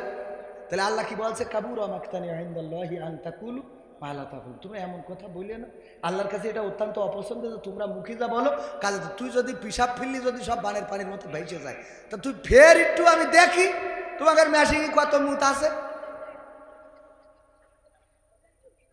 কথা ঠিক আছে বাজার না? এই কথাগুলো বললেই অনেকের খারাপ লাগতে পারে, তা আমি বলবো ছাড়া কি করবো? তুই যা যা আন্দাজ নেই এই বলে নেত্রীর বিপদে ফেললি। নেত্রী চিন্তা করলো এরা যখন পিসাব ফেললি যদি এইভাবে যায় তাহলে ওরা বালতিতে করে পানি আনলি তো সব হাবুডুবু খাবো, ঠিক না বে ঠিক? এই জন্যই নেত্রী পুলিশই ডাকলো, আর্মিটা ডেকে বললো মা ফাটা আছে, ওরা যদি পিসাব ফিরে যদি ভাসাই দিতে পারে তা বালতিতে করে পানি আনলি তো সব ডুবিয়ে হাবুডুবু খেয়ে বেরিয়ে যাবে। সুতরাং টেনশনের কিছু নেই মার। এই ভরসায় যেই পুলিশই বলি গুলি কর, এই ভরসা খানিক পরে দেখে যে একটারও খুঁজে পাওয়া যাচ্ছে না, তাহলে তোরা বিপদে ফেললি না? কথা কয় না? আমার নেত্রীর বিপদে ফেলেছি, আমার কইছে ঠিক না বেঠিক? কইছে ফাটে না? ফাটে না? দেশের জন্য দিন রাত পরিশ্রম করলো, এত খাটাখাটনি সকাল বিকেল, আর এই দেশের রাজাকে সব ধরে ফাঁসি দিলে খালি ডালিম ছাড়া। হ্যাঁ, এত উপকার করলো, করেছে না করে না? মামলার পরে মামলা, মরে গেছে তাও মামলা, কবরে রয়েছে তাও মামলা। আবার দেখেন কত উপকার করেছে। ভোট আপনাদের কষ্ট করে জাতি হয়েছে। ও বলে এক চাষা গেছে যেই বলছে আমার ভোটটা দেবো, নাম্বার কত? তো বলছে চাষা এই কষ্ট করে আসিছেন কেন? তো বলছে তা আসবো না, ভোটটা দিতে হবে না? বলছে আপনার সে ভোট দিয়া হয়ে গেল মানে আমি তো রওনা দিলাম বাড়িতে। বলছে রওনা দিয়েছেন কখন? তো বাপু ফজর পড়ে তারপরে আসলাম। তো বলছে আমরা তো তাহাজ্জুদ পড়ি কাম সারিছি। কি করে কাম সারিছি? তাহাজ্জুদ পড়ি তো কাম সারিছি, আপনি ফজর পড়ে আসলেন। চাষা বলছে তাহলে একটু কালি লাগিয়ে দাও যাতে বৌমা বোঝে। কালি লাগাই দিয়েছে, চলে যাচ্ছে। বলছে চাষা শোনেন, আবার চাষির যেন পাঠায় না, তোমার চাষিও ভোট দিয়েছে। তো বলছে হ্যাঁ চাষিটাও হয়ে গেল। দেখো কত নেমো খারাপ, ও আল্লাহ তুমি এমন বুড়ির সাথে আমার জান্নাতে রেখো না আল্লাহ। ও বুড়ি তুই এত খারাপ, তো বলছে যে কেন চাষির পরে এত রাগ কেন? বাচ্চা দেখো মরে গেছে আজ 12 বছর হইল, এসে ভোটটা দিচ্ছিস তা আমার একটু দেখে যাবি নে, আমি কেমন করে বেঁচে আছি না আছি।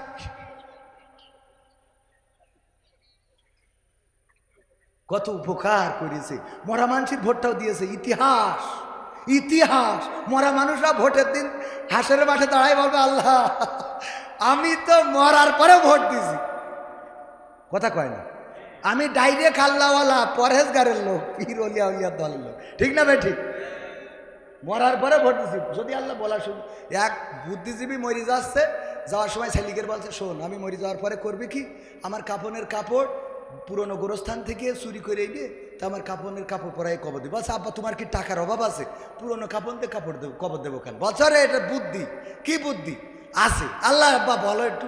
বলছে শোন আমি যত নাফরমানি করেছি কবরে গেলে আমার যে বাটাম টানবে এটা আমি বুঝেছি, আমার যে ওখানে ঝাড়বে ওটা বোঝা শেষ। তো এই জন্যই ওই পুরনো কাপড়ের কাপড় দিয়ে যখন কবরে নামাবি মুনকার নাকির এসে বসাই যখন বলবে মান রব্বুকা ওমান দিনুকা মান নাবিউকা, আমি বলবো আমি আর এই প্রশ্নের উত্তর আর কবার দেবো, আর কবার দিতে হবে আমার এই প্রশ্নের উত্তর? বলো কবার মানে কাফনের কাপড় দেখাই, বলবো এই কাফনের কাপড় দেখে বলছেন না কি নতুন কাপড়, কাপনের কাপড় ছিঁড়ে নষ্ট হয়ে যাচ্ছে, আপনি এখন এসে কন মান রব্বু কাপড়। শয়তান কাকে বলে? হ্যাঁ ভাইয়েরা আমার, আলোচনা শুরু করতে চাই কিন্তু তার আগে মূল কথা বলেনি। আল্লাহ রাব্বুল আলামিন পবিত্র কোরআনের সূরা তাহা 55 নম্বর আয়াত, মাক্কি যুগের সূরা। ওমর রাদিয়াল্লাহু তাআলা আনহু যখন ইসলাম কবুল করেছেন সেই সময় এই সূরাটা সূরা তাহা পড়ছিলেন ওমর রাদিয়াল্লাহু তাআলা আনহুর বোন ফাতেমা রাদিয়াল্লাহু তাআলা আনহা এবং তার স্বামী। এই সূরার তেলাওয়াত শুনে ওমর রাদিয়াল্লাহু তাআলা আনহু ইসলাম কবুল করেছিলেন। ওগো আমার ভাইয়েরা, এই সূরার একটা আয়াত 55 নম্বর আয়াত আল্লাহ বললেন মিনহা খলাকনাকুম ওয়া ফিহা নুঈদুকুম ওয়া মিনহা নুখরিজুকুম তারাতান নুখরা। সবাই পড়েন মিনহা খলাকনাকুম ওয়া ফিহা নুঈদুকুম ওয়া মিনহা নুখরিজুকুম তারাতান নুখরা। এই আয়াতটা আমাদের সবার মুখস্থ। কেন মুখস্থ? প্রতিনিয়ত মানুষ মারা যায় আর ইমাম সাহেব মাটি দেওয়ার সময় আমাদের উচ্চস্বরে আয়াতটা পড়ে পড়ে শোনাই, আর আমরা এটা শুনে শিখেছি। আর যখন কবর দিতে যাই তখন এই আয়াতটা পড়ি, অথচ এই আয়াতটা কোনো কবরবাসীর জন্য নাজিল হয় নাই। এই আয়াতটা ওই মৃত মানুষের জন্য নয়, এই আয়াতটা কোনো মুর্দার জন্য নয়, এই আয়াতটা গোরস্থানের জন্য নয়। এই আয়াতটা আমি একটু খোঁজার চেষ্টা করলাম যে আয়াতটা কেন আমরা কবরের কাছে যেয়ে পড়ি, ফজিলতটা কি, বরকতটা কি, এর কারণটা কি, কোন কারণে আমরা পড়ি। খুঁজে দেখলাম আহারে যেই আয়াতটা সর্বোচ্চ জায়গায় পড়ার কথা সেই আয়াতটা আমরা সর্বনিম্ন জায়গায় লাগিয়ে রেখেছি। কেমন করে? আয়াতের অর্থটা কি? আল্লাহ বলছেন এই মাটি থেকে তোমাকে সৃষ্টি করা হয়েছে, আবার একদিন এই মাটিতেই ঢুকানো হবে, আবার একদিন এই মাটি থেকে তোমাকে জীবন্ত করে উঠানো হবে। আল্লাহর কাছেই ফিরে যাওয়া লাগবে। সুতরাং অহংকার করে লাভ নাই, বাড়াবাড়ি করে লাভ নাই, পাড়াপাড়ি করে লাভ নাই। বলেন দেখি যেই লোক মারা যায় ওরে যখন এই কথা বলি ওর আর সাবধান হওয়ার সুযোগ আছে নাকি? ওর কি আর সুযোগ আছে? না, সুযোগ নাই। যখন আমি মারা গেলাম অথবা যখন আমার ভাইজান, আমার বকুল ভাই, আমার আমির জামাত যখন মারা গেল, আমরা যখন কবরের কাছে যেয়ে যদি পড়ি মিনহা খলাকনাকুম ওয়া ফিহা নুঈদুকুম ওয়া মিনহা নুখরিজুকুম তারাতান নুখরা, এই কথা বলে যদি কবরস্থ করি, আমি মাঝে মাঝে বলি ওই মুর্দা যদি কোনোভাবে কাপনের কাপড় থেকে হাত বের করতে পারতো তাহলে থাবা একটা বসাই দিত। বলতো আমার সাবধান করি লাভ আছে? আমার তো খেলা পায় না। কথা কয় না, আমার তো আজকে থেকে খেলা পায় না। যা করার করা শেষ, আজকে হিসাব হবে আল্লাহ রাব্বুল আলামিনের কাছে। আজকে যদি পাকড়াও হয়ে যায়, ধরা খেয়ে যায়, তাইলে শেষ। আর আল্লাহ যদি বাঁচিয়ে দেন তাইলে তো বেঁচে গেলাম। সুতরাং সাবধান হওয়ার দরকার তোমাদের যারা দুনিয়ার পরে আসো, ঠিক না বেঠে? আয়াতটা নাজিল হয়েছিল প্রথমে মুসা আলাইহিস সালামের উপরে। আল্লাহ রাব্বুল আলামিন মুসাকে বললেন যাও ফেরাউনকে সাবধান করো, সতর্ক করো। মুসা আলাইহিস সালাম বললেন আল্লাহ আমি কেমন করে সাবধান করবো, ও আমাকে যদি না মানে? বলল তুমি তোমার মুজিজা দেখাবা। কি করবা? মজেজা হাত ধরে লাঠি ছেড়ে দিবা, সাফ হয়ে যাবে। যদি না মানে বগলের মধ্যে হাত ঢুকাবা, সেটা বের করলে আলো ঝমকাতে থাকবে। সেটাও যদি না মানে তাইলে কি করবো? আল্লাহ রাব্বুল আলামিন শিখিয়ে দিলেন, ওগো ওগো ওগো মুসা, তুমি তারে বলবা মিনহা খলাকনাকুম ওয়া ফিহা নুঈদুকুম ওয়া মিনহা নুখরিজুকুম তারাতান নুখরা। কোন জায়গার আয়াত চিন্তা করে দেখেন। মুসাকে বলল ফিরাউনের সাবধান কর, যে তুই এত বাড়াবাড়ি করতেছিস, লাভ কি? এই চেয়ারের বড়াই করে লাভ কি? ক্ষমতার বড়াই করে লাভ কি? এই মাটি থেকে বানানো হয়েছে, মাটিতে ঢুকানো হবে, মাটিতে উঠানো হবে। এই কথা মুসাকে দিয়ে বলালো কাকে? তাইলে আমাদের দায়িত্ব কার বলা? ডক্টর ইউনূস। কার? ডক্টর ইউনূসকে বলতে হবে, ওগো ডক্টর ইউনূস, মিনহা খলাকনাকুম ওয়া ফিহা নুঈদুকুম ওয়া মিনহা নুখরিজুকুম তারাতান উখরা। আমার বিএনপির ভাইরা খালি বলে নির্বাচন দেন, নির্বাচন দেন, শুধু মুখী বললেই হবে না। কারণ এতদিন বলেছেন ঈদের পরে, কথা কয় না, এতদিন যেহেতু ঈদের পরে, সুতরাং নির্বাচনও ঈদের পরে নিয়ে যাবে। এই জন্য তার ভয় দেখাতে হবে। কি করে? বলতে হবে মিনহা খলাকনাকুম ওয়া ফিহা নুঈদুকুম ওয়া মিনহা নুখরিজুকুম তারাতান উখরা। ওগো ইউনূস, এত ক্ষমতা ধরে রেখে লাভ কি? এই মাটিতে সৃষ্টি করেছে, মাটিতে ঢুকাবে, আবার একদিন মাটিতে উঠাবে। সুতরাং তাড়াতাড়ি নির্বাচন দিয়ে নেমে যা। কথা কি বোঝা গেছে? তাহলে তাড়াতাড়ি কি কর, কারণ মরে তো খানিক পরে কখন যাবে কেউ বলতে পারে, গ্যারান্টি আছে। তাহলে কি করো? এই মুহূর্তে নির্বাচনটা দিয়েতে মরো। ডক্টর ইউনূসের এই আয়াত দিয়ে বলতে হবে, সুতরাং যারা নির্বাচন চান এই আয়াত আগে শিখা লাগবে। কথা বোঝা গেছে তো? তাহলে এই আয়াত আজকে প্রথমে হলো বিএনপি গেছে, মনে থাকবে। এবার দেখেন এরপরে কাকে শোনাবেন? এমনি যে মন্ত্রীর তো প্রধানমন্ত্রী বা প্রধান উপদেষ্টার শোনালেন, তারপরে পর্যায়ক্রমে নামতি নামতি নামতি নামতি উপজেলায় ইউনিয়ন, জেলার উপজেলা চেয়ারম্যান, ইউনিয়ন চেয়ারম্যান, এমনকি ওয়ার্ডের মেম্বার, তারও বলতে হবে গ্রামে সুদখোর আছে না নাই। যেই যদি বলেন ভাই আইলাম একটু বিবাদে পড়েছি, কি তা 10,000 টাকা যদি ধার দিতেন তাহলে একটু উপকার হইতো, তোর থানায় দাঁত খুলি দেবো। তো বেয়াদব কোথাকা, তোর 10,000 টাকা লাগবে, 2 দিন আগে বলবি না? মানে ও প্রথমে এমন একটা ভাব করে যে ওরে বাবা এ কত কাছে, তুই 2 দিন আগে বলবি না? আমি তোর তোর এত বিপদ, 10,000 টাকা, এটা আমার কলজে ফাইটে যাচ্ছে। মানে ও দিয়ার জন্য খালি ছটফট করতেছে, কিন্তু উপায় নেই। তা ভাই লাইন যদি না হয় এখন কি করবান? না হলে একটু দেখেন দিন 10,000 টাকা না হয় 1 মণ ধান করে যদি দিয়া যেত, 1 মাস পরে 1 মণ ধান সহ দেব। এই তো ফেললি বিপদে, উপকার না করতে বলে নিজেরও ভাল লাগে না। আচ্ছা, তো চাষির কাছে কিটা যেন টাকা রেখে গেছে, দেখ পানে আছে না নাই? সুদখোর বুদ্ধি করে, কি করে সুদ খাওয়া যায়, কি করে টাকা ধার দেয় না সুদ খায়। ওই সুদখোর যখন এরকম করবে তখন বলতে হবে মিনহা খলাকনাকুম ওয়া ফিহা নুঈদুকুম ওয়া মিনহা নুখরিজুকুম তারাতান উখরা। গো সুদখোর, লাভ কি? এত বুদ্ধি করে, এত টাকা ইনকাম করে, রোজগার করে এই টাকা পয়সা পড়ে থাকবে, মাটির থেকে সৃষ্টি করেছে, মাটিতে ঢুকাবে, আবার একদিন মাটিতে উঠাবে, আল্লাহর সামনে দাঁড়াতে হবে। সুতরাং সুদ খাওয়া ছেড়ে দাও। সাথে সাথে বলতে হবে এরপর আমার যুবকেরা কাদেরকে বলবে, যখন এই যে এখন জানুয়ারি মাস, আগামী মাস কি মাস? লাইলাতুল ফেব্রুয়ারি দিবস। এই ফেব্রুয়ারি দিবসকে কেন্দ্র করে অনেক মেয়ে বলবে, শোনো লাইলাতুল ফেব্রুয়ারিতে তুমি যদি আমার ওই যে ড্রিম ভ্যালিতে যদি না নিয়ে যাও, তামান্না রিসোর্টে যদি না নিয়ে যাও, তুমি যদি আমার মোটরসাইকেলের পিছনে ঘুরতে না নিয়ে বেরো, আসে না নাই? আজকালকের ছেলেরা বই নিয়ে আর বসে না, ও বাবা গুগলে সার্চ করিয়া পড়ে। ওরে একালের মেয়েরা কোরআন হাদিস ধরে না, এখনকার মা বোনেরা কোরআন হাদিস পড়ে না, ও আল্লাহ টিকটকে ভিডিও ওরা করে। আজকালকের ছেলেরা বই নিয়ে আর বসে না, গুগলে সার্চ করিয়া পড়ে। আগের সময় প্রেম করিলে আমার বকুল ভাই বলতো পাইছ কি, এখন বলে শখ করিয়া বাবু তুমি খাইছ কি? ঠিক না বেঠে? এই কথা কয় না, ঠিক না বেঠে?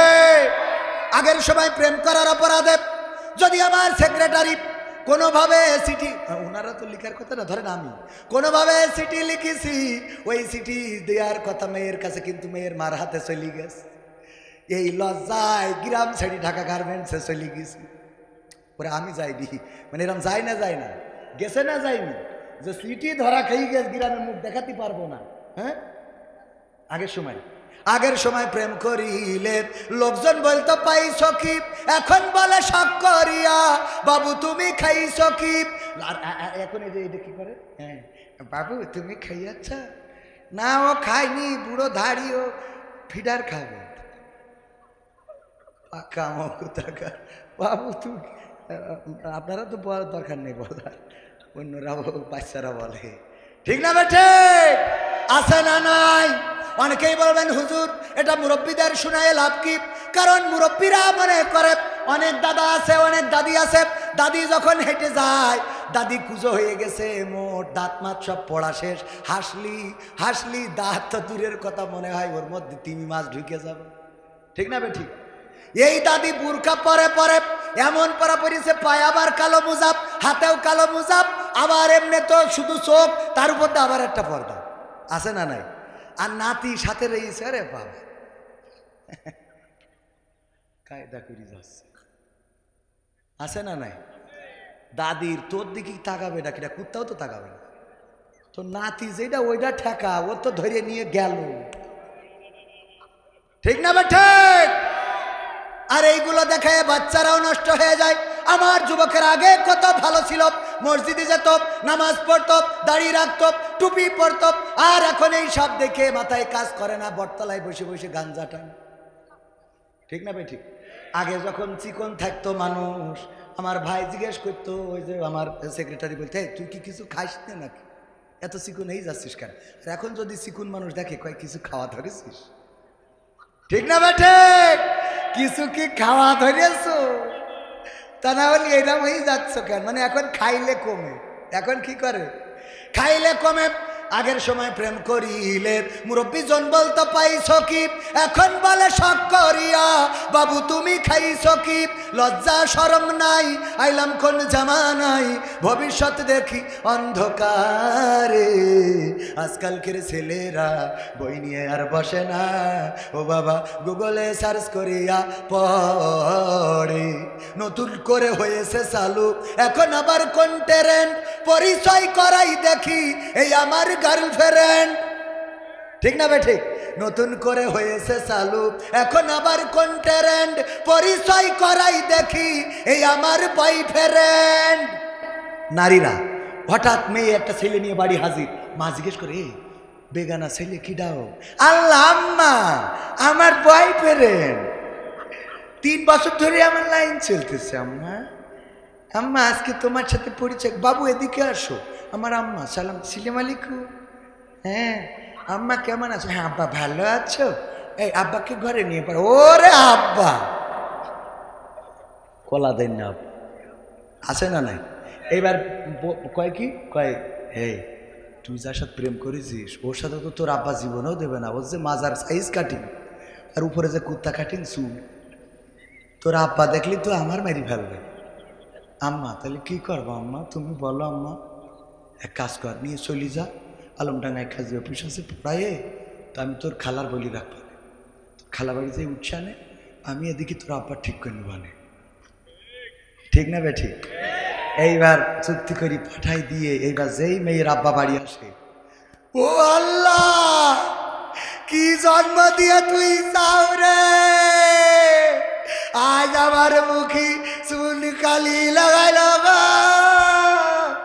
আল্লাহ আল্লাহ তুমি কি মেয়ে পয়দা করি চাও রে, আল্লাহ আল্লাহ। শয়তান, ওর অভিনয়ের কাছে শেখ হাসিনা ফেল।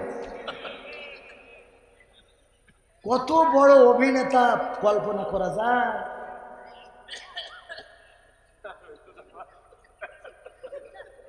কত বলবো, আর বইলেও তো সোজা করতে পারলাম না। আল্লাহ বলছে, ওয়া করনা ফি বুয়ুতিকুন্না ওয়ালা তাবাররাজনা তাবাররুজাল জাহিলিয়াতিল উলা। ওগো নারীরা পর্দার মধ্যে থাকো, জাহিলি যুগের মেয়েদের মতো সেজে গুজে নিজেদেরকে প্রদর্শন করে বেড়ায়ও। কথাটা কার? আমার বকুল ভাই বলছে যে আপনাদের একটু পিকনিকে নিয়ে যাব 10 জন আমার সাথে একটু যাবেন, একটু ডাল ভাতের ব্যবস্থা করব। তো ভাই তো জানে যে আমি যেতে পারি, তো 10 জনের জন্য বিরিয়ানি নিয়েছে ভাত, আর 10 জনের জন্য মোটামুটি যেন যদি লোক বেশি হয়ে যায় যেন একটা ব্যাকআপ দিতে পারে, তার জন্য কিছু মুড়ি নিয়ে গেছে। কি নিয়ে গেছে? মুড়ি। এখন আসলেই 10 জন তো দাওয়াতের, আরও 10 জন সাথে হয়ে গেছে 20 জন। তো যেইতে ড্রিম ভ্যালি না কি আছে এখানে পার্ক, ওখানে যেইতে বলছে যে যেহেতু লোক একটু বেশি হয়ে গেছে তাহলে একটু ডিস্ট্রিবিউট তো করতে হবে খাবার। তা বলছে যে বুদ্ধি করে রেখেছে যদি মুড়ি আর ভাত এই যে আছে, যারা মুড়ি খাবে তাদের ভাত দেবো না, যারা ভাত খাবে তাদের মুড়ি দেবো না। আমার কাছে জিজ্ঞেস করছে কবির ভাই আপনি মুড়ি খাবেন না ভাত খাবেন? আমি বললাম ভাত খাইয়ে তো মুড়ি খাবো। ভাত খেয়ে আল্লাহ বললেন অগনারীরা তোমরা পর্দার মধ্যে থাকো, জাহিলি যুগের মেয়েদের মতো সেজে গুজে নিজেদেরকে প্রদর্শন করে বেড়ায়ও না। আর আমার নারীরা বলল আল্লাহ মাইনে নিলাম, কিন্তু আমাদের কথা হলো আমরা সেই যে গুজে তারপর বোরকা পরবো, সেই যে গুজে বোরকা পরে পরে এইবার ওই যে কুপা শামসুদুর ওই কি ক্যান্টিন না কি আছে এক একটা নাম দিয়েছে যে বাম্বু ক্যাফে, মানে ওখানে গেলে পাশ খাবে, আছে না নাই? বাম্বু ক্যাফে আইসো পাশ খাও। আমি গদখালিতে ফুল, গদখালি চেনেন না আপনারা? নাম শুনেছেন না? আমি বললাম ভাই ফুলের এই যে মালাগুলো দাম কত করে? বলছে ভাই আপনার কাছে বেচে লাভ করতে পারবে না, দাম শুনেন না। কেন? তো বলছে লাগে আপনি এটা নিয়ে যান। লাগে নিয়ে যান মানে দাম কত বলবেন না? বলছে আমরা আসলে আপনাদের কাছে ওইভাবে বেশি না। কেন? তো বলছে ওই যারা ওই বগল দাবাই করি এরম করে একটা করে নিয়ে আসে ওগের কাছে বেশি। কেন? বলছে মাথায় একবার দিয়ে দিতে পারলি ওইটা আর খুলতে পারে না। এইটাই আমাকে 20 টাকা দাম, সেই বসে থাকি 372 টাকা না দিয়ে উপায় নেই। ও মেয়ের মাথার তো খুলতে পারে না, মানিজ যাচ্ছে। বলছে আমাকে ব্যবসা এইটা হুজুর, আপনার সাথেও ব্যবসা হবে না, আপনার লাগে আপনি দুটো নিয়ে আপনি চলে যান, কথা বললেন না। কত বাস। আরে যুবকরাও পাগল, আরে পাগল রে। বলিছে লাইলাতুল ফেব্রুয়ারিতে যদি তুমি আমার 3 পিস না কিনে দাও তাহলে আমি মেম্বারের ছেলের সাথে লাইন মারবো। ও টাকা না পেয়ে কলার খান্দি শুরু করে, আছে না নাই? এইভাবে কষ্ট মষ্ট করি ও 3 পিস বুরকা আইলা বাইলা সাইলা মেকআপ দিলে হঠাৎ করে আমার ভাইয়ের মতো না, আমার মতোই ধরেন কালো মানুষ আর কি, সরকারি চাকরিজীবী একটা ইয়েছে, দাঁত উঁচো, একটা দাঁত মনে হয় যে ফিরাউনির দাঁত লাগাইনো, হাসি তো না, মনে হয় যে আজরাইল হাসতেছে। এইটা এসে যখন বলে যে আমি সরকারি চাকরিজীবী, হ্যাঁ তোমাকেই তো খুঁজছিলাম, ঠিক না বে ঠিক? সারা জীবন 3 পিস পরাইলো ও আর চলে গেল, সব লস, কথা কয় না। এই ইনভেস্ট করে লাভ নেই, ইনভেস্ট করো আল্লাহর সাথে। কার সাথে? ইনভেস্ট করো আল্লাহর পথে। আল্লাহ এত সুন্দর বউ দেবে, কল্পনা আমি যা পাইছি পাগল, আমার বাপের জন্মে সাধনা করি পাওয়ার কথা না। বিয়ার মালিক কে? আমার মোট বিয়েই হচ্ছিল না পাগল। আমার মা কত মানুষের বাড়ি গেছে ছেলেটা বিয়ে দেবে, বিয়েই হয় না, বিয়ে। আল্লাহ এখন একটা বউ দেশে, আরও তো গত 5 বছরে ওই গ্রামে এমপিও ছিল, আমার পাওয়া ছিল কি আমলিক ছেলে দিয়ে পাওয়ার কমিয়ে গেছে একটু, আমি লিখেছিল ও বলা তো আমি অজ করে খাচ্ছি, কি করবো ভাইরা আমার। এটা হাসির সাথে বললো এগুলো বাস্তবতা। দেখবেন যে ভালো সুন্দরী বউগুলো, ইমাম সাহেবের বউ ভালো সুন্দরী, আলহামদুলিল্লাহ এই মালিক সেট করে রেখেছে। আপনি গাঁজা খেয়েই বেড়াচ্ছেন, চকি দিয়ে দিয়ে সারা জীবন চকি দিলেন আর একজন নিয়ে সামনে তো চলে যায়, ঠিক না বেঠে? এই জন্য ওইগুলো না, মসজিদে যাও, আল্লাহর কাছে কাঁদো, তাহাজ্জুদের নামাজে পড়ো, আল্লাহ এমন দিয়ে দেবে কল্পনাও করতে পারবা না। আর বেশি পণ্ডিতিগিরি করবা, এমন বাস খাবা। একজন ওই যে আপনাদের বা আলমটা এবার গান গায় কি, আমি পারি না আর পারি না, আমি কেন মরি না, আজরাইল কি চিনে না আমারে গো, আমি পারি না আর পারি না, হয়তো 2 দিন পরে মরবো, আগে মরলে কি ক্ষতি, ওরে এই দুনিয়ার রং তামাশা বুঝলাম না রে একরতি, ও আমার ঘরের রমণী সে যে কাল নাগিনী, আমারে বাজাইলো 12টায়, আমি পারি না আর পারি না, ঠিক না বেঠিক? তবে পুরুষকে ধন্যবাদ, আপনারও ধন্যবাদ। কেন ধন্যবাদ? পুরুষরা দেখেন এরা গান গেয়েছে কি, আমি পারি না আর পারি না, আমি কেন মরি না, আজরাইল কি চিনে না আমারে গো। আমি এই গীতিকারের থ্যাংক ইউ জানাই, যদি এটা মহিলা গীতিকার হইতো তাহলে কি লিখতে জানেন? আমি পারি না আর পারি না, আমার স্বামী কেন মরে না? আজরাইল কি চেনে না আমার স্বামী রে গো, আমি পারি না আর পারি না। তুই মহারাগে, আমি একটু যাব, ঠিক না? ঠিক সত্য বলছি তো। আল্লাহর নবী মেরাজ থেকে এসে বললেন, ওগো নারীরা, তোমরা বেশি বেশি সাদাকা করো, কারণ আমি অধিকাংশ নারীরা দেখেছি জাহান্নামী। আল্লাহর নবীকে বললেন, ওগো নবী, কোন কারণে নারীরা অধিকাংশ জাহান্নামী? আল্লাহর নবী বললেন, অপরাধ অনেক আছে, তার মধ্যে বড় কারণ দুইটা। কয়টা? বড় কারণ দুইটা। এক নম্বর কারণ হলো নারীরা তাদের স্বামীর প্রতি নাশুকরি করে। আমার মা বোনেরা, এই ওয়াজগুলো শোনা দরকার। অধিকাংশ সংসারে শান্তি নাই, তারা স্বামীকে ক্রেডিট দেয় না, স্বামীর প্রশংসা করে না, স্বামীর সৌন্দর্যের প্রশংসা করে না, স্বামী যেটা কিনে আনে ওটা প্রশংসা করে না, স্বামীর বাড়ি পছন্দ হয় না, স্বামীর গাড়ি পছন্দ হয় না, স্বামীর দেওয়া 3 পিস পছন্দ হয় না, স্বামীর কিনে আনা শাড়ি পছন্দ হয় না, কিন্তু বন্ধু বান্ধবরা যেটা কেনে ওইটা খুব পছন্দ হয়। এরম আছে না নাই? আমার সেক্রেটারি তো অনেক কাজ রয়েছে, আমরা শেষ করে দিই না? হ্যাঁ, আল্লাহ 11:30 বেজে। এই নারীদের এই কথাটা বলি আর একটুখানি সামান্য। ভাইয়ারা আমার, নারীরা প্রথম অপরাধ কি? প্রথম অপরাধ কি? স্বামীর নাশুকুরি করে, অকৃতজ্ঞ থাকে স্বামীর প্রতি। এরকম আছে না নাই? অকৃতজ্ঞ মানে কি?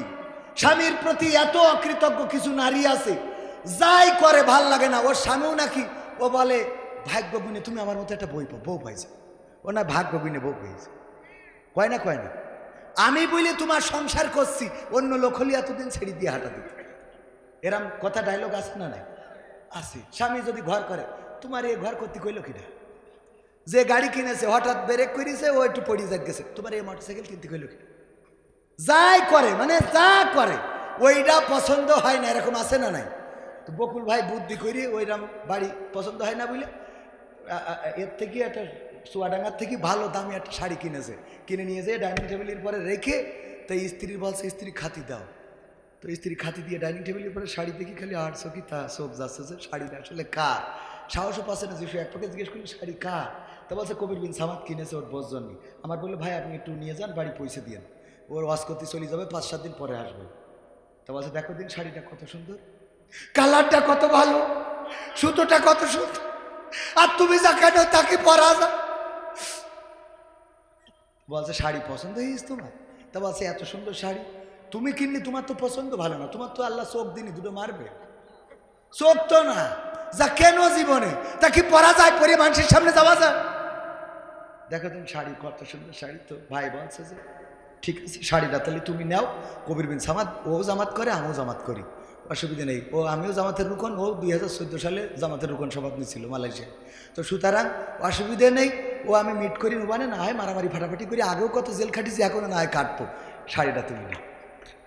শাড়ি পেয়ে খুব খুশি, জীবনে একটা মনের মতো জিনিস পাইছি। রাত্রি শোয়ার সময় বকুল ভাই বলছে বেবি শাড়ি কি সত্যিই তোমার পছন্দ হয়েছে? তো বলছে জীবনে আজকে একটা ভালো জিনিস, তবে তুমি পছন্দ করে কেন নি বলি এইটা ভালো হয়েছে, তোমার তো পছন্দ ভালো না, এই জন্য এসব সুতো ভালো, কালার ভালো, পাড় ভালো, মিহি আছে, খুব সুন্দর। তা বলছে স্ত্রী হায়াত মৌতের কথা বলা যায় না, এক ঘুমি আবার সকাল হইতেও পারে, না হইলে আবার কি চলে যাওয়া লাগতে পারে, মনের কথাটা বললে তুই আসলে শাড়িটা আমি তোমার ভালোবেসে চুয়াডাঙ্গাতে নিজে পছন্দ করে কিনেছি। বলছে সত্যি সত্যি তুমি কিনেছি? আমি কিনেছি তোমার জন্য। বলছে তাহলে এর রং থাকবে না, তাহলে এর আচ্ছা ওর কিয়ামত পর্যন্ত খুশি করা সম্ভব আছে না নাই? ওগো আমার মা বোনেরা, এরকম যদি হয় দয়া করে পরিবর্তিত হয়ে যান। স্বামী কষ্ট করে আপনার জন্য অনেক রক্ত পানি করে ঘাম ঝরিয়ে কষ্ট করে আপনার জন্য জিনিস কিনে আনে। বাজারে যাওয়ার পরে আমার বকুল ভাই জামাতের আমির হওয়ার কারণে হঠাৎ বাজারের কোনো দোকানদার ডাক দেয়, বকুল ভাই আপনার জন্য আমি এই যে একটা কচু রেখে দিছি ভাই, 1 সপ্তাহ ধরে আমি এই কচুটা আপনার, আমি ভাবছিলাম যে আপনি আসবেন, মানে ওই কচুটা বিক্রি হয়নি, মান কচু ওইটা দিতে হবে কার? বকুল ভাই আপনার জন্য রেখে দিছি ভাই, 1 সপ্তাহ ধরে আমি নিয়ে যাচ্ছি আর নিয়ে আসছি, আপনি নিয়ে যান। এইটা আপনি খাওয়ার পরে ভাই বলছে কাল শুরু করবেন, তো বলছে আপনি কাল আবার আমার খুঁজবেন, আপনি নিয়ে যান। আমি দিলাম, কোনো কথা বললেন না, কোনো কথা বলা লাগবে না, বুঝলে? গোশ কিনতে গেলেও দেখবেন শয়তানরা, গোশ কিনতে যাবেন খালি কবে চুপ করে দাঁড়ায় থাকেন, কোনো কথা বললেন না। কি দিয়ে আপনি দেখেন বাড়িতে হিসেব করবেন, এই বললে কুপান দিয়ে যত হার সবর মধ্যে ঢুকান, ঠিক না বেঠি? এত নগদ কথা বলবে, আমি ভয়তে নিজে গোশ কিনতে চাই না। কবির ভাই আপনার বলিস না, আপনি কথা বললেন না, এমন করে। আমি বলছি ভাই এটা কি কাটছেন ভাই, সব তো হার, নেন আপনি কাটেন, আপনার যা মনে চাই আপনি কেটে নিয়ে তো যান, আপনার জন্য। আপনার তো বিশ্বাস হইল না, কেটে নিয়ে যান। বাড়ি নিয়ে গেছি, বউ বলছে তোর ঘর আমি করবো, তোর গোশ কিনতে গেলে যে হার কিনি সে মানুষের পাতে দেওয়া যায়, কি জ্বালা, আমাকে সংসারে অশান্তি বাড়াই দেয়। কারণ আমরা হুজুর মানুষ বেশি কথা বলতে পারি, তাই না বকুল ভাই? এন ওই কচু কিনে দিয়েছে, সেই কচু রান্না করেছে ইলিশ মাছ দিয়ে, কচু থেকে গাল চুলকাবে, ওর মধ্যে যে ইলিশ মাছ দিয়েছে ও খালু চুলকাচ্ছে। কড়াই এনে সামনে দিয়ে বলছে তুই জামাতের আমের গিরি করি বেড়া, তোর কচু কিনা লাগবে না, এই গোটা খাবি তারপরে মিছিলি যাবে, তোর জামাতের আমির আসবে তো এই কচু শেষ করি খেতে যাওয়া লাগবে, চালার শেষ নেই। সংসারে অশান্তি বাধায় ওরা ঠিক করা কি চারটেখানি কথা। কত অঞ্চলা আমাদের শুধু মা বোনেরা, দয়া করে আপনারা একটু একটু সফট মাইন্ডে আসেন, আমাদের একটু রহম করেন, দয়া করেন। বাজারেও আমাদের বিপদ, ওদের কাছেও বিপদ। মাছ, পচা মাছটা যেটা বিক্রি হয়নি আর হবেও না, কেউ কিনবেও না, কয়েক প্যাকেটটা ধরেন ভাই, ওজন দেন, ওজন দেওয়া লাগবে না, আপনি প্যাকেট ধরেন, ওজন না করি প্যাকেটের মধ্যে কুটতে যাই দেখে সব আলোয় যাচ্ছে, ব্যাস এই নে তুই কোট মাছ। আমি ওয়াজ করি বেড়ে, আমি মাছ কুটা সম্ভব? এই অঞ্চলাগুলো বাধাই, মা বোনেরা আপনারা বুঝবেন, এগুলো আমাদের দোষ না, এগুলো স্বামীর দোষ না। আপনার স্বামী সরল ভালো মানুষ, আর ভালো মানুষ বলেই তো আপনি করি খাচ্ছেন, কথা কয় না? আমি বলি আমার মাঝে মাঝে কয় তোমার তো পছন্দ ভালো না, বললাম পছন্দ ভালো না বলি তো তোর নিয়ে করি খাচ্ছে, ভালো হলে তো পরিমাণে তৈরি আনতাম, ঠিক না বেটা? হ্যাঁ পাগল কি কব, এই জন্য এখন আর এই কথা পাই না, আর বুঝে গে লাইন মতো। আমি তো বক্তা মানুষ, একভাবে বুঝাই দিই, আল্লাহ হেদায়েত নসিব করেন, বলেন আমিন। এগুলো খেয়াল রাখবেন, মানুষের একটু মা বোনেদের একটু বোঝা দরকার, একটু পরিবর্তন হয়। তাহলে 1 নম্বর কি না শুকুরি করে, আর 2 নম্বর কি? 2 নম্বর এইগুলো বলতাম আমার স্বামী মারা যাওয়ার পরে আমার মনের মধ্যে কষ্ট লাগছে যে আসলে কি আমার অভিশাপে মারা গেল নাকি তার হায়াত শেষ হয়েছে তাই মারা গেছে।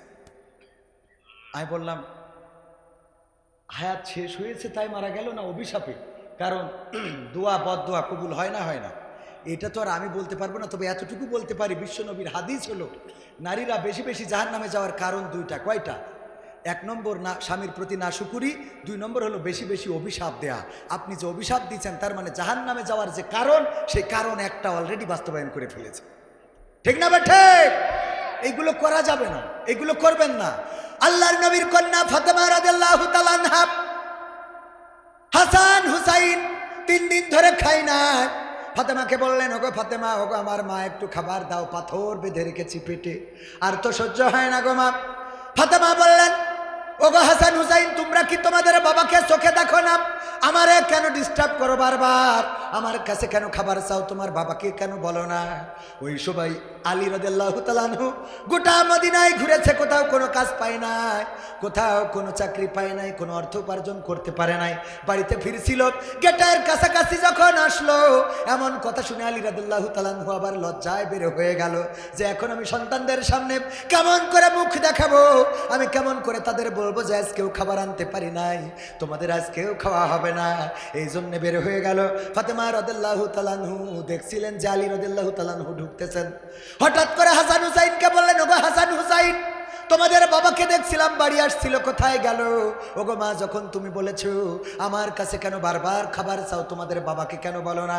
এই কথা শুনে আমাদের বাবা আলী বাড়ি থেকে বের হয়ে গেছে। ফাতেমা রাদিয়াল্লাহু তাআলা আনহু তাড়াতাড়ি করে পর্দা করলেন, খুঁজতে বের হলেন, মদিনার অলিতে গলিতে পাহাড় পর্বতে খুঁজে বেড়ালেন, কোথাও পেলেন না। আল্লাহর নবীর কাছে আসলেন, এসে বললেন ওগো নবী গো, আমি আমার স্বামীকে আজকে কষ্ট দিয়ে ফেলেছি। কি কষ্ট দিয়েছো গো ফাতেমা? ফাতেমা রাদিয়াল্লাহু তাআলা আনহা বললেন নবী গো, আজকে 3 দিন ধরে বাড়িতে কোনো খাবার নাই। হাসান হুসাইন পেটে পাথর বেঁধে রেখেছে, আমাকে বারবার ডিস্টার্ব করে, বলে খাবার দাও খাবার দাও। আমি কোথা থেকে খাবার দেব? আমি বললাম আমাকে কেন তোমরা জ্বালাতন করো, তোমাদের বাবাকে কেন বলো না? ওই সময় আলী বাড়িতে ফিরছিল, আমার কথা শুনে বাড়ি থেকে বের হয়ে গেছে। আল্লাহর নবী বললেন, ওগো ফাতেমা শুনে নাও, এই সময় যদি আলী কোথাও মারা যায়, বনে জঙ্গলের সাপে যদি কেটে আলীর কামড় দিয়ে যদি মেরে ফেলে, যদি বিষাক্ত সাপের ছোবলে আলী যদি মারা যায়, অথবা বনের বাঘ যদি আলীকে খেয়ে নেয়, পৃথিবী ছেড়ে যদি আলী চলে যায়, আর তুমি যদি তার কাছ থেকে ক্ষমা চেয়ে না নিতে পারো, ওই পরকালের ময়দান হাসরের ময়দানে আমি নবী, তুমি আমার কন্যা ফাতেমা, এই পরিচয়টা হাসরের ময়দানে আমি নবী মুহাম্মদ দেব না। আল্লাহু আকবার। শুধুমাত্র স্বামীকেও বলে নাই, সন্তানদেরকে বলেছে, তোমাদের বাবাকে কেন বলতে পারো না, আমাকে কেন বলো? এই কথাটার কারণে আলী রাদিয়াল্লাহু তাআলা আনহু বের হয়ে গিয়েছেন।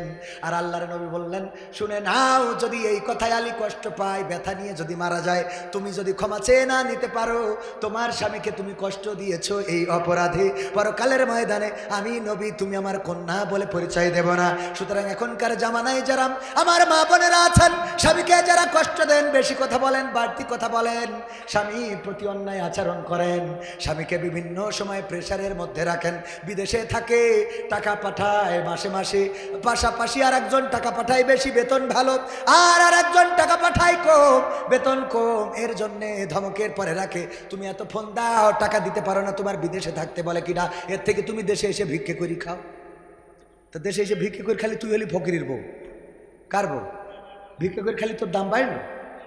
মাঝে মাঝে বউরা বলে, এর থেকে যদি ভ্যানালার সাথে বিয়ে হইতো তো ভালো হইতো, তো ভ্যানালার বউ হলি ভালো হইতো, তোর তো আসলে ওইগুলো দর এরকম আছে না? নেই, ফকিরের বউ হইতে চায়, স্ত্রীকে স্বামীকে নির্যাতনের পরে রাখে, স্বামীর পাগল বানায় রাখে।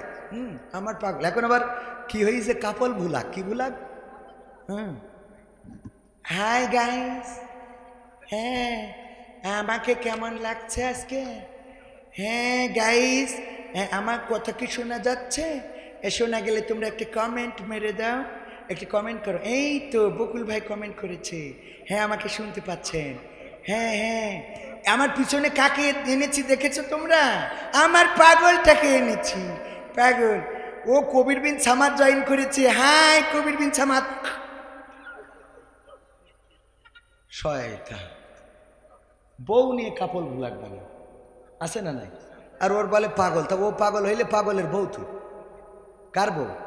যারা বুদ্ধিমান স্বামীকে রাজা বানায়, আর ও হয় রানী। কি হয়? স্বামীকে রাজা বানায়। শ্বশুর বাড়িতে যদি কেউ ফোন করে শ্বশুর বাড়ি থেকে, যে ও মা অমুক জায়গায় একটু আসতে হবে, তোমার জামাই যদি অনুমতি না দেয় যাইতে পারবো না। আর যদি এরকম বলে যে মেয়েরা, তাহলে জামাই অনুমতি, তার মানে জামার দাম বেড়ে গেল না? স্বামীর দাম বেড়ে গেল কিনা? যদি বলতে এ মা ওই ওর বিয়ে আসবে, আসতে পারবেন, জামাই আসতে দিবেন, তো ও আসতে দিলি কি না দিলি কি, ওর কথা শোনে কিনা? তাহলে আর জামাইয়ের দাম থাকলো, ও আসতে দিলেও কিনা, তো তোমারও অত টেনশন করে, আমি চলে আসবে না, তো টেনশন করতে হবে। আছে না নাই? আছে না নাই? স্বামীর দামটা বাড়িয়ে দেন। আমার স্বামীর কথার বাইরে আমি যাইতে পারবো না। 3 নারী এক জায়গায় হলি, আরে বাবা গল্প কি গল্প, মানে স্বামীর। আমার আব্বা বলতো যে একজন বিয়ের সময় ও শ্বশুর একটা গাই গরু দিয়েছিল।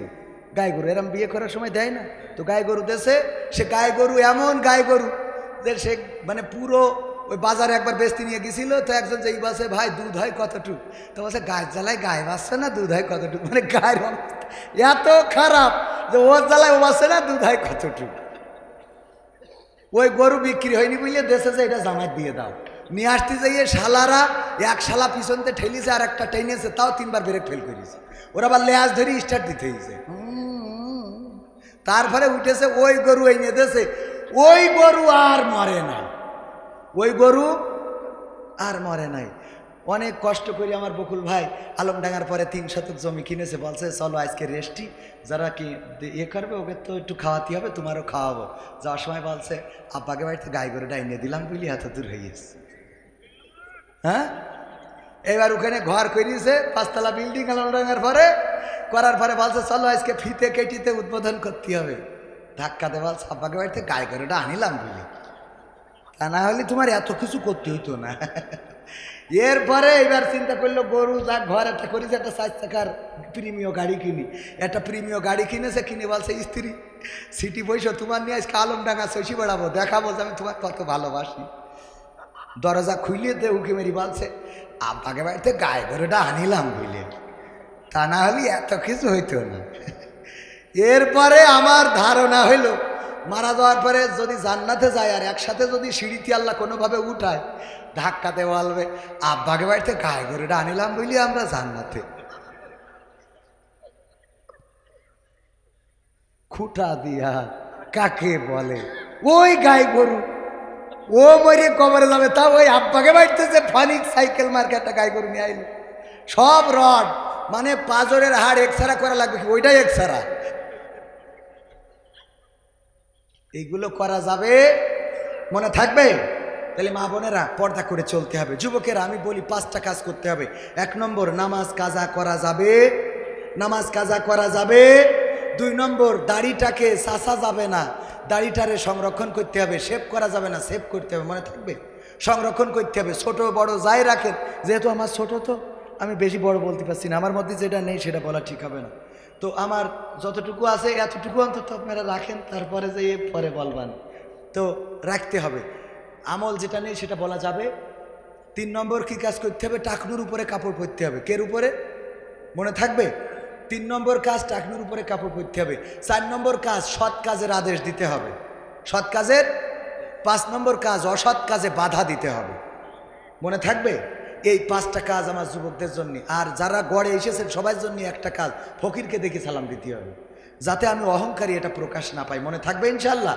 এই যে কথা বলছিলাম সূরা তাহার 55 নম্বর আয়াত, তাহলে সুদখোর পর্যন্ত গেছিলাম। আর কনে পড়তে হবে? লাইলাতুল ফেব্রুয়ারি উপলক্ষে যদি কোনো মেয়ে বলে শোনো তুমি, আমি কিন্তু তোমাকে অনেক বড় ভালোবাসি, লাইলাতুল ফেব্রুয়ারিতে আমরা ঘুরতে যাব, তোমার মোটরসাইকেল FZ RS1 না কি এখন নাম উঠেছে, R15, আমি নামও মনে থাকেন, R15, ওতে করি আমার নিয়ে ঘুরে বেড়াবা, করে গিয়ার দিবা, আমি পিছনে বসে থাকবো, চুল ফুরফুর করে উঠবে, হ্যাঁ, আমি তোমার কাঁধের পরে হাত রাখবো, মাঝে মাঝে ব্রেক মারবা। তো এইগুলো যখন বলবে তখন আপনার কি বলতে হবে? মিনহা খলাকনাকুম ওয়া ফিহা নুঈদুকুম ওয়া মিনহা নুখরিজুকুম তারাতান উখরা। ওগো ডার্লিং, হবে না, এই মাটি থেকে তোমারে বানাইছে, মাটিতে ঢুকাবে, আবার একদিন মাটিতে জীবন্ত করে উঠাবে, সুতরাং আমরা বাউন্ডারি ক্রস করা যাবে। কথা কি বোঝা গেছে? ভাই বিদেশে থাকে, ভাবি বললো দেওরা আমার নিয়ে একটু হাসপাতালে চলো, তোমার না খুব ভাল লাগে, ওরে স্বামী আমার যেমন তেমন, দেওরাই আমার মনের মতন গো, আছে না? তখন দেওর বলবে মিনহা খলাকনাকুম ওয়া ফিহা নুঈদুকুম ওয়া মিনহা নুখরিজুকুম তারাতান উখরা। ওগো ভাবি, হবে না, হবে না। কারণ কি? আল্লাহ বলেছে মাটিতে বানাইছে, মাটিতে ঢুকাবে, মাটিতে উঠাবে, সুতরাং সাবধান হও। দেওরের সাথে এত মজা করি কথা বলা হবে না। এরকম কথা বলতে পারবেন? পারবেন? পারবেন কারা কারা? হাত উঁচু করেন। পারবেন কারা কারা? নারায়ে তাকবীর। খুব ভেবে চিন্তে হাত উঁচু করছে, কারণ ও বলবে কি, যদি ভাবি ডাক দেয়, বিদেশে থাকে, ও ভাবি বাড়ি আছে? হ্যাঁ, কিডা? বল্টু ভাই। হ্যাঁ বল্টু ভাই বলছে, আসেন ভাই। আল্লাহ, আপনার ভাই বিদেশে যাওয়ার পর তো আপনি আমার কথা ভুলেই গেছেন। ভাবি একটু পানি খেতে। কি বলছেন পানি? আমি শরবত করে এনে দিচ্ছি, একটুখানি বাসেন ভাবি। শরবত বানাই দিয়েছে, লবণ এত বেশি হয়েছে যে মুখে দিয়ে আর খাইতে না, লেবু তো নেই, মুখে দিয়ে মুখ পুড়িয়ে যাচ্ছে। ভাবি কেমন হয়েছে শরবতটা?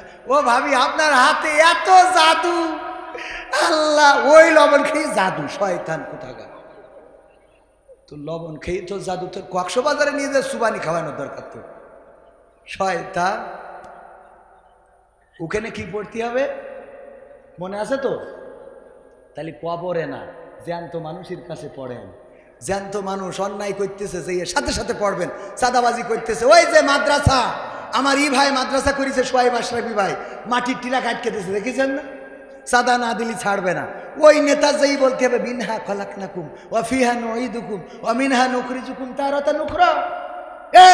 এই মাটি আটকে দিচ্ছিস, অথচ এই মাটিতে তোর বানাইছে, এ তো তোর আব্বা। কথা কয় না, কথা বোঝা গেছে তো? ওয়াজ আমার ওয়াজ আঞ্চলিক ওয়াজ, এলাকার মানুষ, এলাকার ভাষায় বললাম, আপনি বুঝলেও ভালো, না বুঝলেও ভালো, মানলেও ভালো, না মানলেও ভালো, আমার বলার কথা বললাম। মুয়াজ্জিন আজান দেয়, ওর দায়িত্ব শেষ। কিটা পিছনে এসে দাঁড়াইলো, কিটা দাঁড়াইলো না, ওর ব্যাপার। কথা কয় না। আমি আজান দিলাম, ডাক দিলাম ভালোর জন্য বললাম, শুনলেও ভালো, না শুনলেও ভালো। যদি না শোনেন, মরার পরে আবার বললেন না যে হুজুর